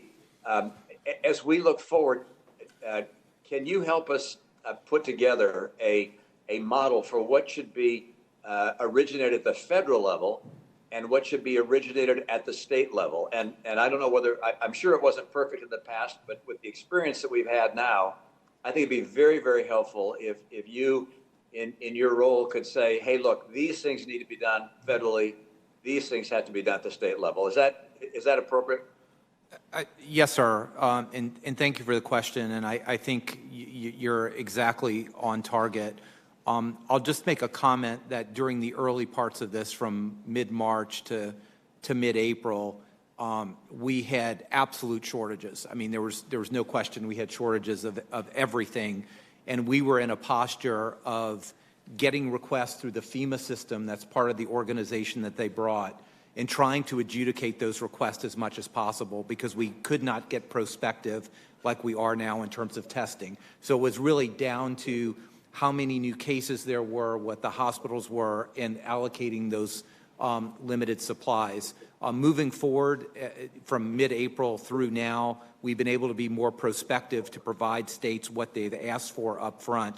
But you are exactly right that an overall strategy and framework of how we work together, particularly in diagnostics moving forward, is exactly what we need. I think we have a working framework. It was built while we were flying the airplane, but I think now is a good time to look back and make sure that's precisely right and what we need. Thank you, Admiral. I'm going to open this to all three of you, and I guess no one's going to want to respond to it, but I'll ask it nonetheless, which is, do any of you see any gaps, any things we're missing? We're asking questions based on our perceptions, but you're right there. Are there some things we should be focused on to prepare for the next pandemic that we're really not thinking about? Or for that matter, are there things we should be thinking about with regards to the distribution of vaccines to our country we're not thinking about? Is everything ready for the next time this happens, or could you direct us to places where we should be making a better effort? I'll just make a quick comment, and we're obviously working on this because when we see a gap, we try to fill it. I think there's a lot of work on what we're doing right now, and there's a lot of futuristic work through the RADx program. And these are really fantastic things, but I think we have to work on magnifying, networking, improving process flow of what we have right now, because we can get a lot more juice out of the squeeze we're doing right now. And I really want to focus on that. Things like, can we really pool samples so that we can use one test to test 10 people? I think we need to be working with a lot more private partners, universities, HBCUs, other groups, in order to make sure that we're reaching the populations we need to reach, and we're addressing all the concerns that they have. So it's not that this isn't being done, but I think we've got a lot of do it now and the futuristic things, but there's a lot in the middle that we really need to focus on, because that's where really the advantages are going to be reaped for September and October. Thank you, Admiral. I see my time is up. Mr. Chairman, thank you. Thanks, Senator Romney. Senator Harris. Thank you, Mr. Chairman. It is obviously impossible to conduct oversight when FEMA has not provided timely responses to critical questions on everything from disaster preparedness to addressing racial disparities. So I'd first like to ask unanimous consent to enter into the record the 4 oversight letters that I've sent to FEMA during this pandemic, for which I've not received a response. Without objection. Thank you. This is directed to the full panel. In the midst of this deadly epidemic, the President has stated that help from the federal government was a, quote, two-way street, indicating that states would only get assistance if their elected officials were nice to him. There have been multiple reports that while FEMA and other administration officials sought to prioritize resources to states and localities most in need, that the President sought to prioritize his personal allies instead. Mr. Gaynor, Mr. Polachek, and Mr. Giroir, is that the correct pronunciation? Yes, thank you. No, it's Admiral Polachek, not Mr. Thank you for that, Admiral.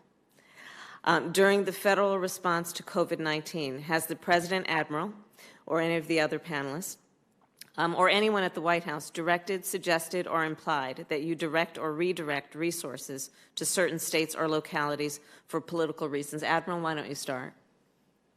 Yes, ma'am. Thank you. I've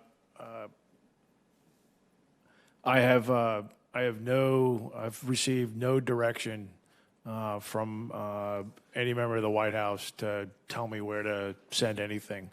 We have a prioritization cell at FEMA that takes CDC inputs and inputs from Dr. Birx to provide COVID communities most in need.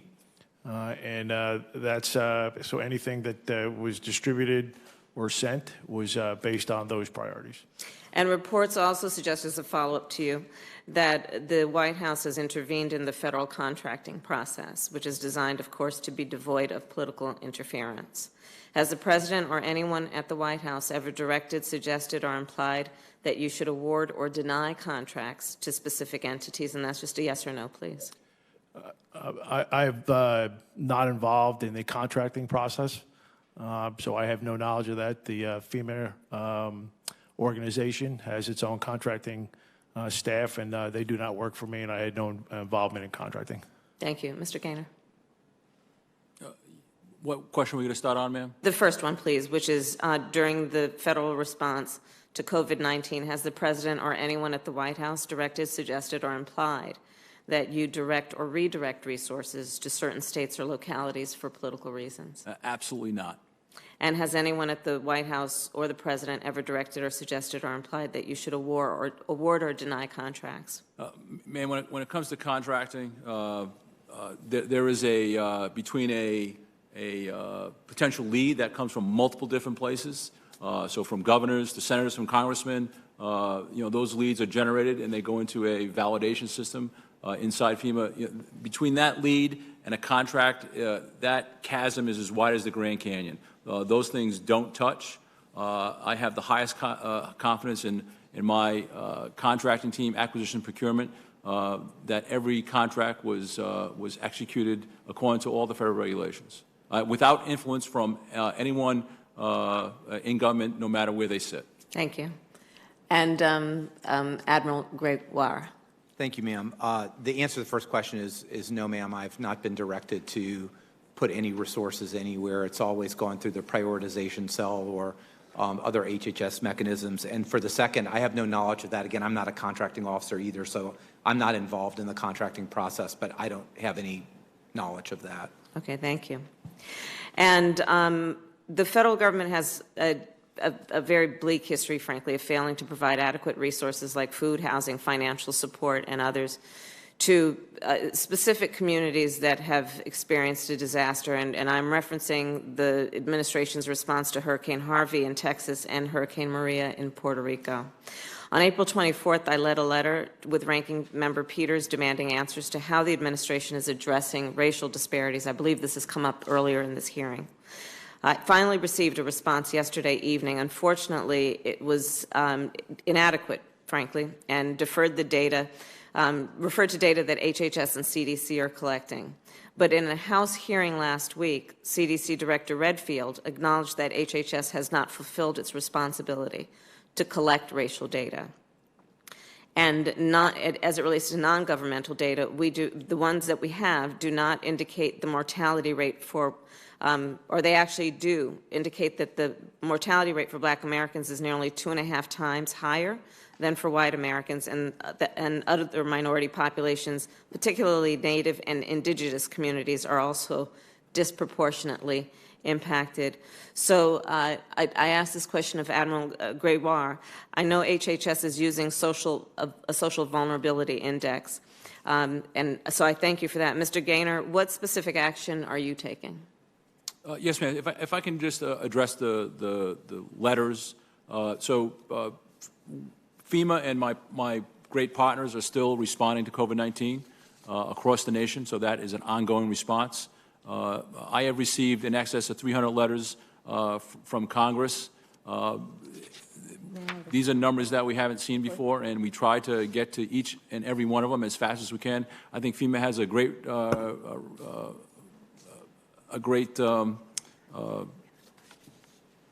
relationship with Congress about how fast and we speed responses to Congress. So we will get to every one of those, and so I apologize for the delay. But my effort and my focus has really been on response. To offset that, to include myself personally and my staff, over 500 engagements with Congress, governors, mayors on COVID-19, providing all the up-to-the date data we can get. I appreciate that. I only have a few minutes left, but I would appreciate your attention to getting a response to us as soon as possible. Thank you for that. I appreciate that, ma'am. And my last question is, I've previously asked about how FEMA plans to address the wildfire season. And I've asked this a number of times to a number of different people at FEMA. And we have still not received what is the disaster preparedness response plan for wildfires, which disproportionately impact my state in the midst of the pandemic. Can you tell me when we're going to get that? Yes, ma'am. You actually have it. So, again, I want to step back. This whole system works locally executed, state managed, federally supported. I was a local emergency manager. I have a responsibility to my mayor, to my town manager, to my travel chief to. And I appreciate the chain of command, but sir, this is my question. Yes. We actually don't have. We have a hurricane plan. Yes, ma'am. Is that what you're referring to? Because that is very different by nature than wildfires. Although it does say hurricane on the cover, in the first paragraph of the opening statement, it says that the lessons learned in this can be applied to any disaster. Well, let me point a distinction between hurricanes and fires and wildfires, and I'd like to, you can point my direction to where in that pamphlet this might be addressed. Wildfires are, hurricanes, we get forecasts. Thankfully, we have come to a point where we have science and technology that gives us warning time. That is not the case with wildfires. So where in your report is that fact addressed? Because I have spent time with the families, the firefighters, in the midst of embers burning during the devastation of the wildfires, and there was no warning for the families that live in those communities, much less for the firefighters and the first responders. So can you tell me in your report where that nature of that is addressed, including the fact that wildfires spread quickly? They are not regional. They will spread quickly. And where is that fact distinguished between wildfires and hurricanes? Yes, ma'am. So it's true that there's a difference in forecasting for hurricanes and wildfires.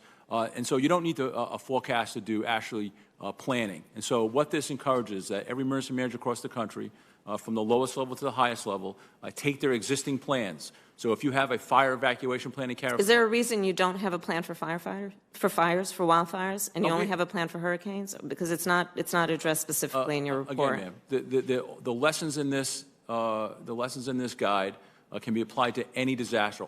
We are an all hazards agency. So specifically for this season, the hurricane season, it's named the Hurricane Plan. You can apply all the lessons learned and best practices and resources to local state planning. And I'm sorry, sir. The firefighters in my state would the firefighters in my state would disagree with what you are saying in terms of applying the same principles and standards to a response to a hurricane as to a wildfire. Thank you, Mr. Chairman. Senator Carper. Gentlemen, very nice to see you all again. Thank you for your extraordinary service, and thank you for your leadership during one of the most challenging chapters in the history of this country, at least in the years that I've spent on this earth. My colleagues would tell you, you don't know me well, but my colleagues would tell you I'm a glass half full guy. I take to my heart the words in the Bible, in all things give thanks. Sometimes it's hard to do. The words of Albert Einstein, in adversity lies opportunity. And sometimes that's hard to realize, but this is adversity. God knows this is adversity, and there's got to be some opportunity here as well. I served in uniform, never made it to admiral, made it as far as captain. But, what I was, along with the death of John McKeeman, the last Vietnam veteran, serving in the U.S. Senate. And I like to run down to Lincoln Memorial. I usually go home at night, but I love the run from here down to Lincoln Memorial. And in fact, I always run by the Vietnam Veterans Memorial as well. And there's 58,000 names carved into that stone. And I think about them every time I run by them. That's 58,000 names. We learned this week, I'd say this to Administrator Gaynor, we learned this week, Pete, that the number of deaths isn't 110,000 in this country. It's 117,000. I just learned that this morning. That's twice as many people have died from this virus as died in the entire Vietnam War from beginning to end. And that war was predicated on an untruth, and we paid a severe price for that. We are in a different kind of war today, and we're in a war that you're trying to help us turn the corner on and turn the tide. And I just want to say that the work that you've described, the efforts that you've described, from men and women in uniform, folks who are medical professionals, folks who are in the private sector, who fly airplanes and move goods from all across the world, heroic efforts, heroic efforts. We have someone who's really close to our family who's an anesthesiologist, and she's very special to us. She graduated from her anesthesiology training 4 years as about to be an anesthesiologist, and finished last week. For months, she has worked in a hospital intubating people so that they could be placed on, go into a coma, and be placed in a ventilator and hopefully survive. Most didn't. And she's a hero as well, or a heroine as well. There's all kinds of people, hundreds, thousands, tens of thousands across the country. And that I'm inspired by them. And I'm inspired by the efforts that you described here today. But what I'm not inspired by are these numbers. In a country, in a world where we in the United States have less than 5% of the world's population, we've recorded more than 25% of the world's deaths from COVID-19. I have a friend, you ask me how he's doing, he always says, compared to what? And I'm just going to say, I just want to compare the U.S. to what? And we're at 117,000 and counting. New Zealand, 22. Singapore, 25. Taiwan, 7.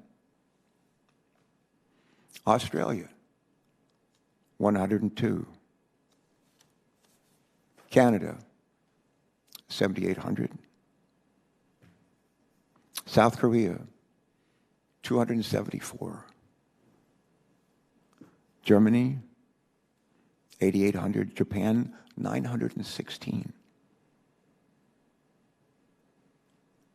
China, and I don't know that I believe these numbers, but with 1.4 billion people, they're reporting less than 10,000 deaths. Even if you double that, it's still only 20.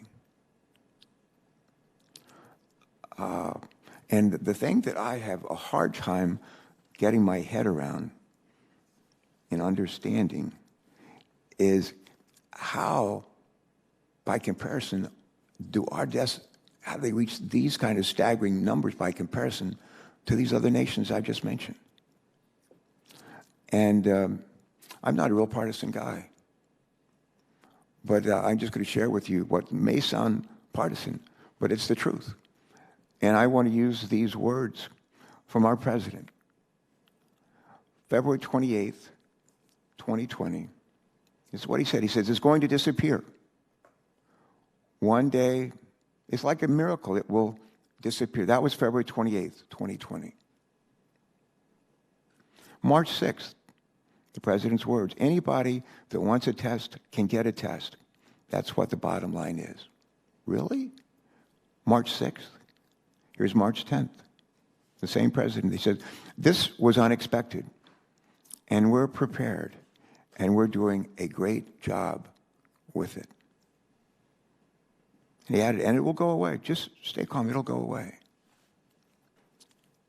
March 24th, we've never closed down the country for the flu, so you can say to yourself, what is this all about? And May 20th, when you say that we lead in cases, that's because we have more testing than anybody else.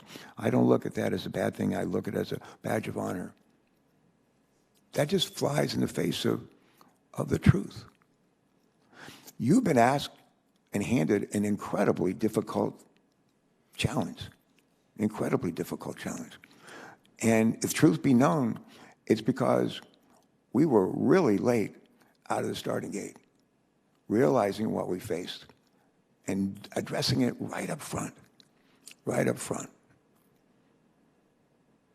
A fellow who used to be the head of the General Motors used to say leadership is staying out of step when everyone else is marching to the wrong tune.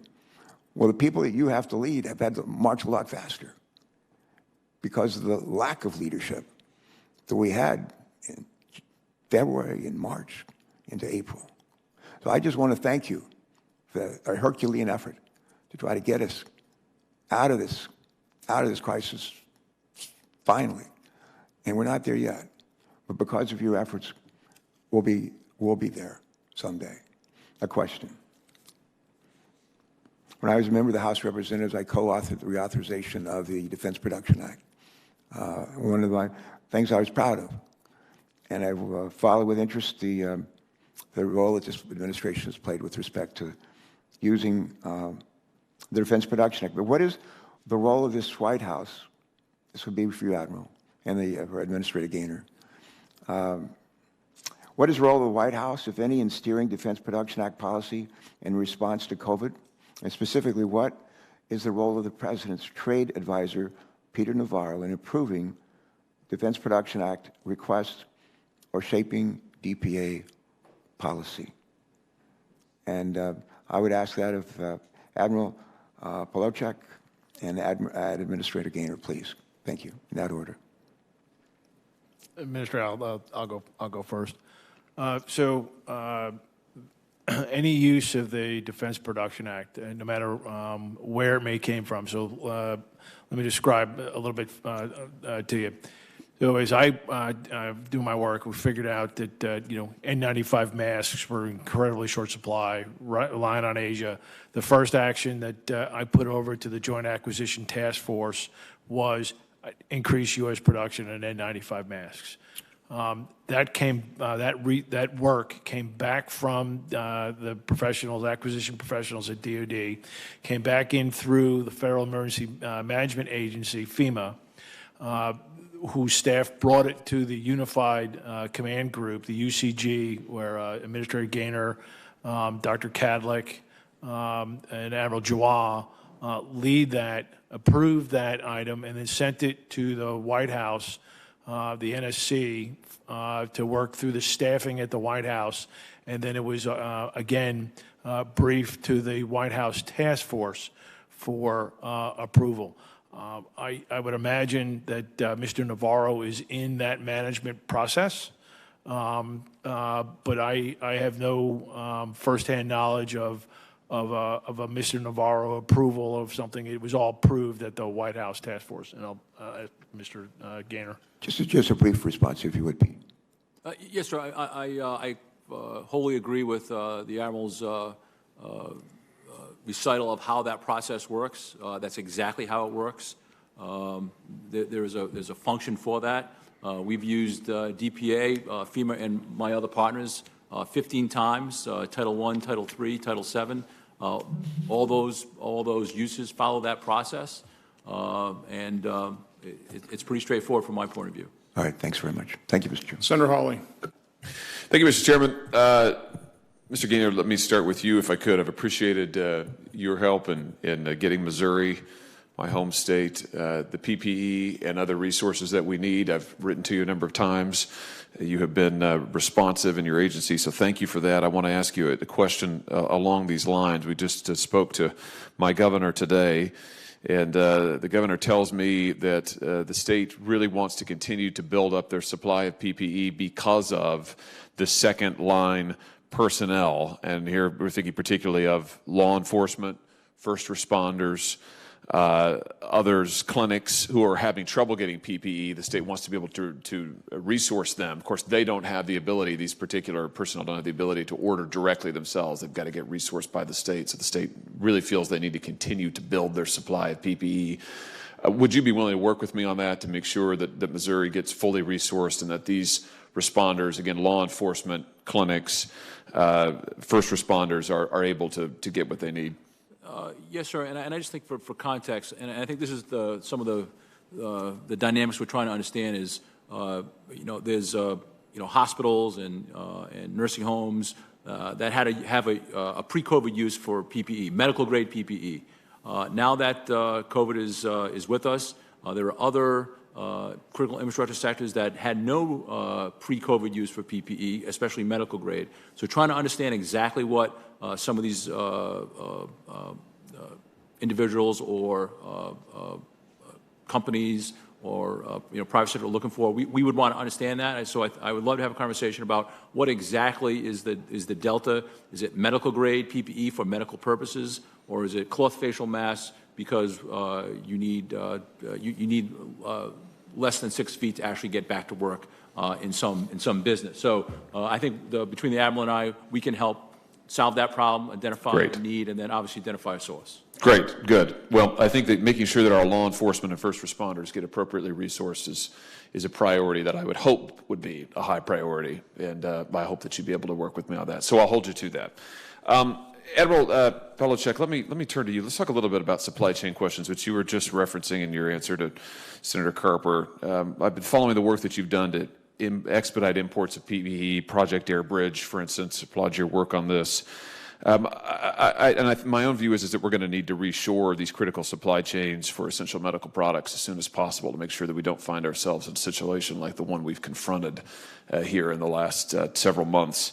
But let me just ask you, in your assessment, Admiral, how severely have export controls by other nations impeded the flow of PPE or impeded our ability to acquire PPE?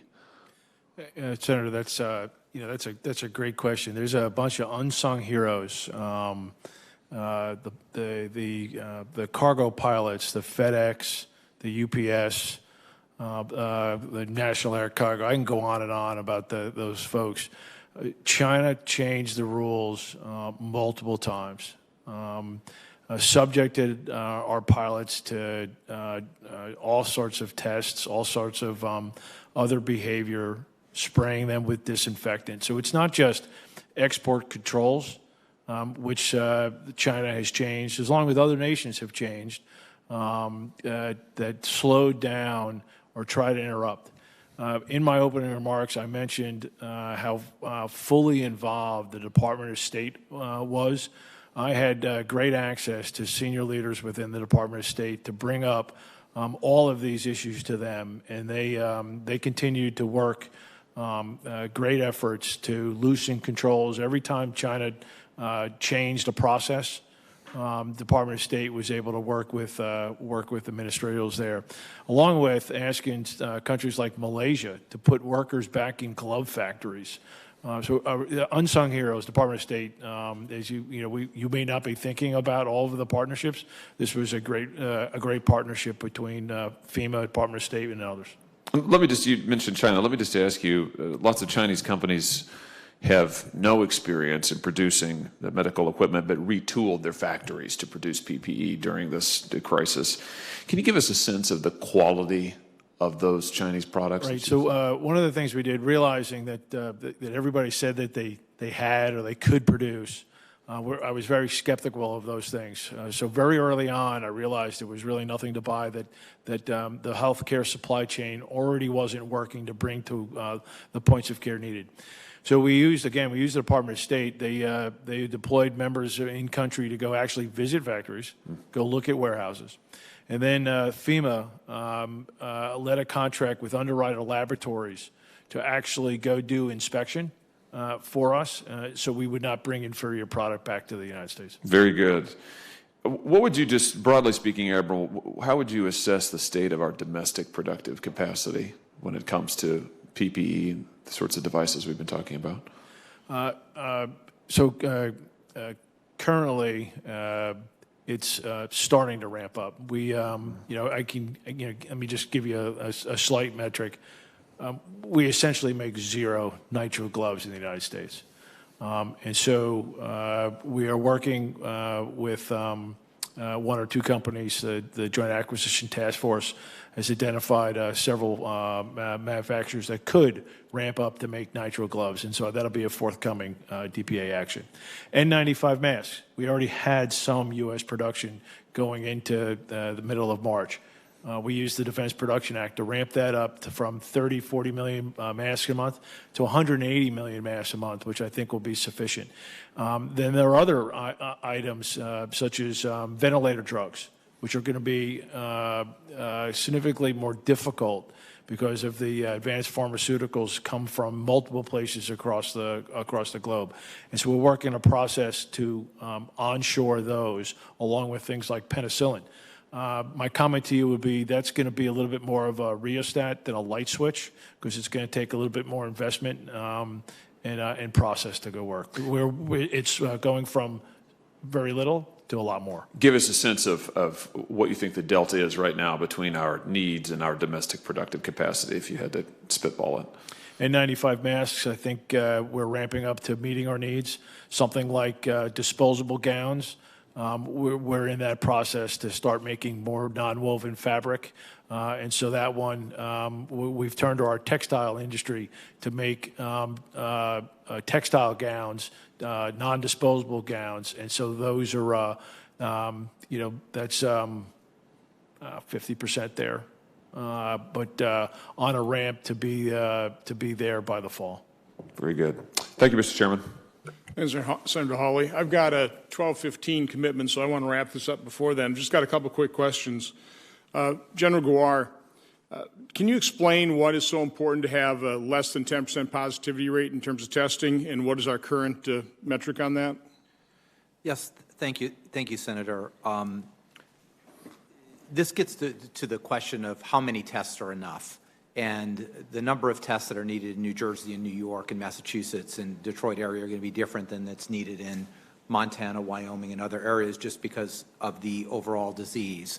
One reasonable metric that everybody can sort of get their hands on is what we call the percent positivity of tests. That means if you do 100 tests, how many of those 100 are positive? It is generally accepted that we should shoot for a rate of under 10%. So for 10%, that means you're testing 10 people for every one positive.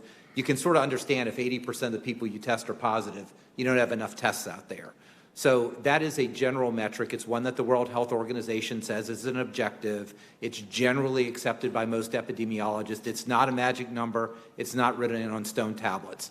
Nationally, right now, we're at 5.8% positivity, which means we're, by that metric, we're in a pretty good range. And I follow this every morning per state. Right now, there's only one state in the District of Columbia that is outside of that 10% range, and they're right on the margin. Again, we're not going to stop there, but that is a metric that we can look at to give us an idea about how we're doing. And you see when there's an outbreak in a certain state, like in a meat processing facility or something, that percent positive goes up, and we need to ramp up our testing more. One thing that really drove a lot of this policy was the scary numbers coming out of China, for example, about 3.4% case fatality rate. I've been monitoring the Oxford Center for Evidence-Based Medicine. Their current estimate is somewhere between 0.1 and 0.41 infection fatality rate. 9-year average for seasonal flu is 0.13%. A bad year, 2010, 2011, was, I think, 0.18. Currently, do we have an estimate in terms of what we think the infection fatality rate is going to be globally on COVID-19? Several months ago, I came in to the Senate and to the House. It was a joint session, and we made the estimate back then that the infection fatality rate was going to be about 0.1 to 0.5%. There was a lot of yelling and screaming that we were underestimating it, but it's going to be in the 0.1, 0.2% range. Again, no matter how many, whatever the rate is, 117,000 people. There's no doubt about it. But it is going to be in that rate, and it's going to vary from country to country. I expect our infection fatality rate to be lower than many countries. It's going to be higher than some, but it will be in that range. And I think in the spirit of this hearing, this could be considered one of the best of the worst cases, because we could have had a virus where that fatality rate was much higher. So as god-awful as this has been and how much suffering this has brought, I do consider us in one of the best of the worst cases, and we need to prepare for a lot worse. So we've talked about not having a PPE for long-term care facilities. New York, they forced long-term care facilities to keep COVID patients. Florida said, no hospitals, you keep them. Because there's a higher fatality rate, obviously, if you're particularly 75 and over, why wasn't there a game plan? Or should we have a game plan moving forward to transfer those that test positive for COVID out of elderly care and into some kind of segregated hospitalization system, where, by the way, the PPP could be utilized far more efficiently and effectively than in a long-term care facility. So thank you for that. You know, as was pointed out earlier, 40 or 45% of all our deaths occur in elderly, primarily in long-term care facilities. In an ideal world, and we don't live in an ideal world, in the theoretical world, you could put an elderly person back into a long-term care facility and do the appropriate isolation. That's very difficult to do, given the amount of and range of employees and all the interactions. So we have put out, CMS has put out some very, very specific guidelines about how we need to test weekly for workers in long-term care facilities. And the CDC continues, and we'll have more guidelines soon about how we really need to cohort. But we think, I think in general, it's a very dangerous practice to put actively positive patients back into an environment that you can't contain it, particularly those of the highest vulnerability. Well, it seems like we really ought to be moving them out of there into a different type of facility. Into a different type of facility, or into a long-term care facility where everybody is positive so that they're cohorted. But, you know, cohorting by room or even by hallway is just a very difficult thing to do. It's something that hospitals can do, but the 15,000 long-term care facilities, often with workers who have minimal training and low wages, it's just very difficult to make that happen. So I think you really need to apply the extra precautions that you're suggesting and that we're recommending. I see that Senator Sinema just joined us. So, Senator Sinema, are you ready?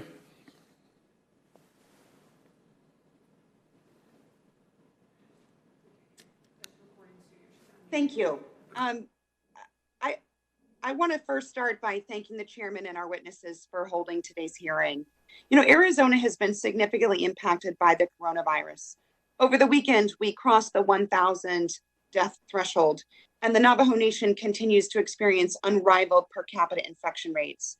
Last week, the UCLA American Indian Studies Center made the illustrative point that if tribal nations were counted as states, the 5 states with the highest infection rates in the country would all be tribal nations. So our tribes are hurting badly, and they need our help. My first question is for FEMA Administrator Gaynor.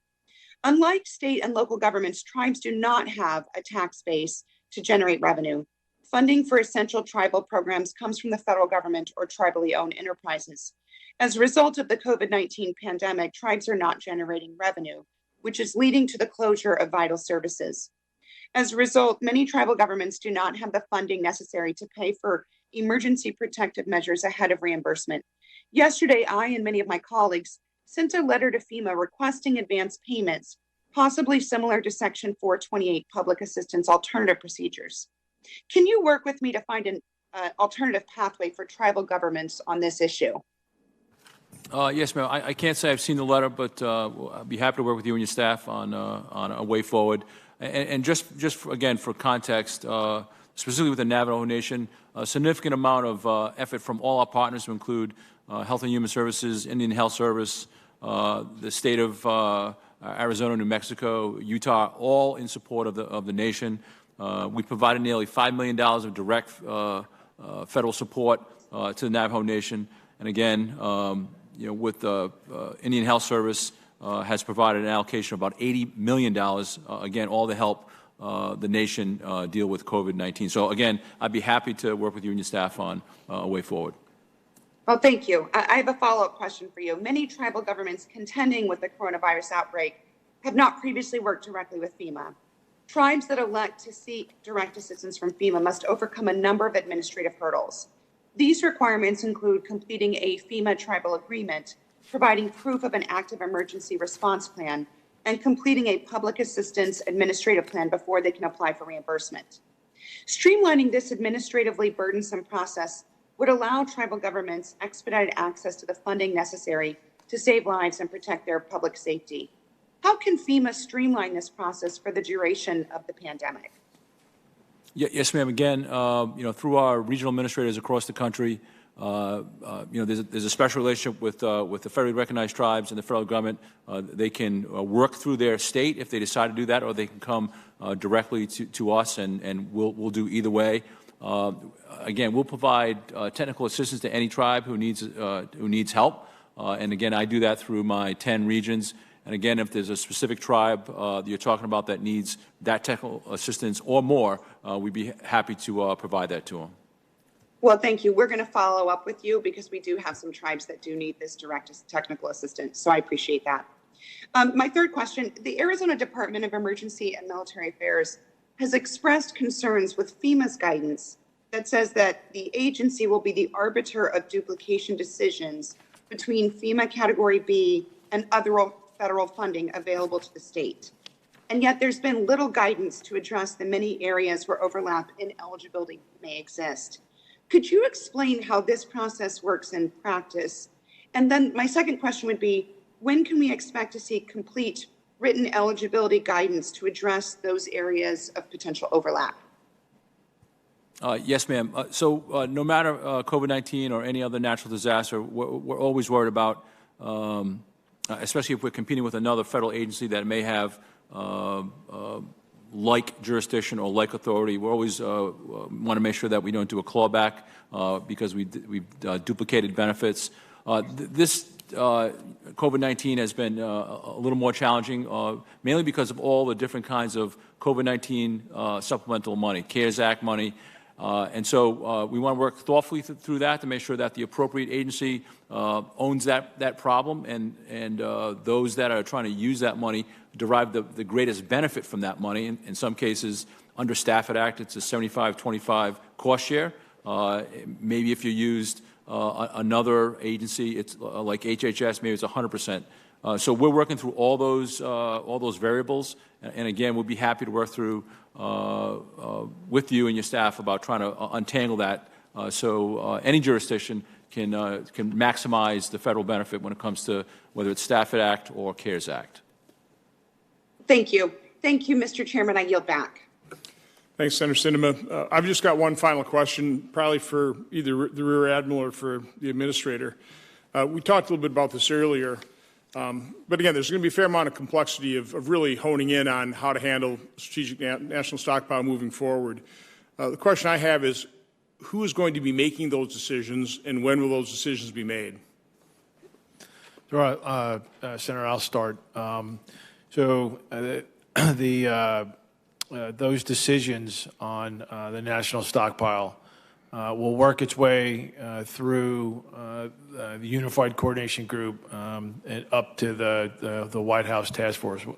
What I mean by that is levels of inventory. I've personally briefed the Vice President on where I think the high end is. We are working with Health and Human Services to bring to bear the resources Congress provided in the CARES Act to go do that.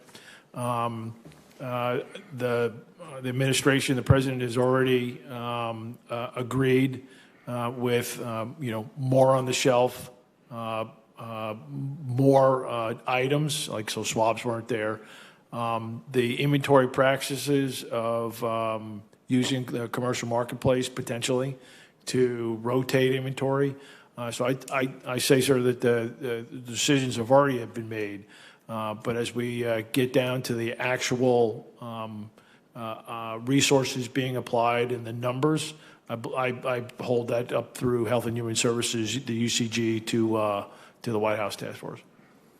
Mr. Gaynor? Yes, sir. There's plenty of lessons learned over the past 90 days when it comes to PPE and the national stockpile. I know that the Admiral is on the Next Generation SNS Task Force.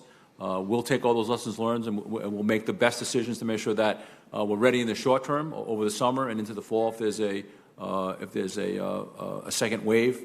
And then obviously for the longer term, I think that's probably the greater challenge is how do we sustain all these great lessons learned over the long haul, not to get put back in the position that we see ourselves in today. So this is an ongoing working effort, and we'll continue again to be part of that process. And we'd love to have input from Congress on that, on how to make it better, how to fund it, and again, we'd be happy to work with you and your staff on all of those things. Well, you will need not only input, but you need consultation. from Congress. I mean, this is going to be a long-term process. I think one of the things I found a little frustrating, we set up about 10 members of our staff on really oversight of COVID-19, national stockpile, the supply chain vulnerability. And for example, this committee doesn't even get information on the national stockpile. That goes to the Help Committee. You know, perfectly appropriate for that, but I really, this is a long-term process. We all need to take responsibility for this, which means we all need to be on a long-term basis involved in the process. So I think it's got to be that collaborative effort. It can't just be one administration, one time, or it sits on the shelf and it gets forgotten. This has got to be an annual, really ought to be an annual hearing out of this committee to take a look at that, where we sit and what we anticipate in the future. So, again, I really do want to thank. Can I add something? I didn't mean to interrupt you, but sure. You know, I bring analogies of how we treat readiness in the Department of Defense, and the readiness of whether it be the stockpile, the health care supply chain, or the readiness of healthcare in the nation. Right, I think there's this has showed that there's a potentially different way that we should be thinking about it, and I echo your concerns that it should not be a one and done. I didn't fully understand your question. I think when you asked me, I do think there's a ton of collaboration that needs to happen to help change mindsets of, hey, I just put some stuff on the shelf and I'm good to go. How resilient are we? I think in things of great power competition, and I think you could see where great power competition may have lead us in other areas of resiliency, and so I do think that there's and I'm just suggesting that there is a you know, like you said, an annual hearing on the readiness. You know, those things that we desire to be resilient, I think you are on a right track, sir. Well, I appreciate that. And I absolutely agree with that. And you know, just as the pediatrician in me, the pediatric ICU doctor, it's not just being resilient for the event that we're facing, but what have we had to give up in the normal healthcare system in order to achieve that? Childhood immunization rates have plummeted during the COVID pandemic. Our screening for colon cancer, breast cancer, cancer has gone down. We've had many more cardiovascular attacks in the home and sudden deaths. So in terms of resiliency, I would even broaden the view even more, that it's not just about what we're attacking at that point, but what we've had to give up and how do we have a total system resiliency, how do we meet that? I've always chafed when I hear people talk about we're going to cancel elective procedures, because one person's elective procedure is somebody else's life-saving treatment or life-saving diagnostic test, and we can't forget that. The whole goal of the shutdown was to flatten the curve so we wouldn't overwhelm our healthcare system. Fortunately, we didn't overwhelm our healthcare system, but what we did is we underwhelmed it in so many cases, and you know, it's resulted in layoffs. There's a lot to be learned. There are a lot of hard, tough decisions being made with imperfect information. I don't want to be critical of those, but we have to look back. We have to analyze what we did, what we didn't do right, what we did do right, but we really need to be better prepared in the future. So, again, I want to thank all three of you. I truly want to thank the men and women that work with you. I think it has been an extraordinary effort. Right, it hasn't been perfect. How could it possibly be? But what is always so true in America, when we face these crises, we really do see just the absolute best come out of our country. The doctors and nurses, the grocery store clerks. I mean, throughout our country, people that have stepped up the plate to keep this country as together as possible during a crisis. Quite honestly, it does inspire me. So again, thank you all for your service. The hearing record will remain open for 15 days until June 24th, 5 p.m. for the submission of statements and questions for the record. This hearing is adjourned.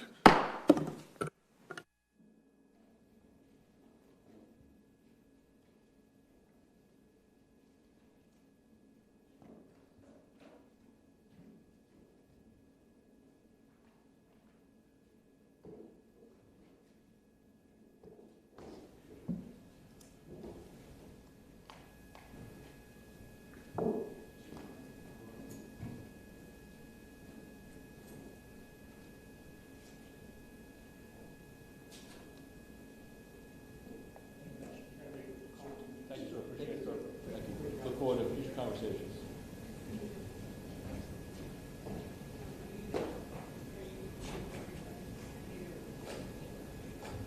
Thank you very much, Admiral. Thank you very much. Thanks.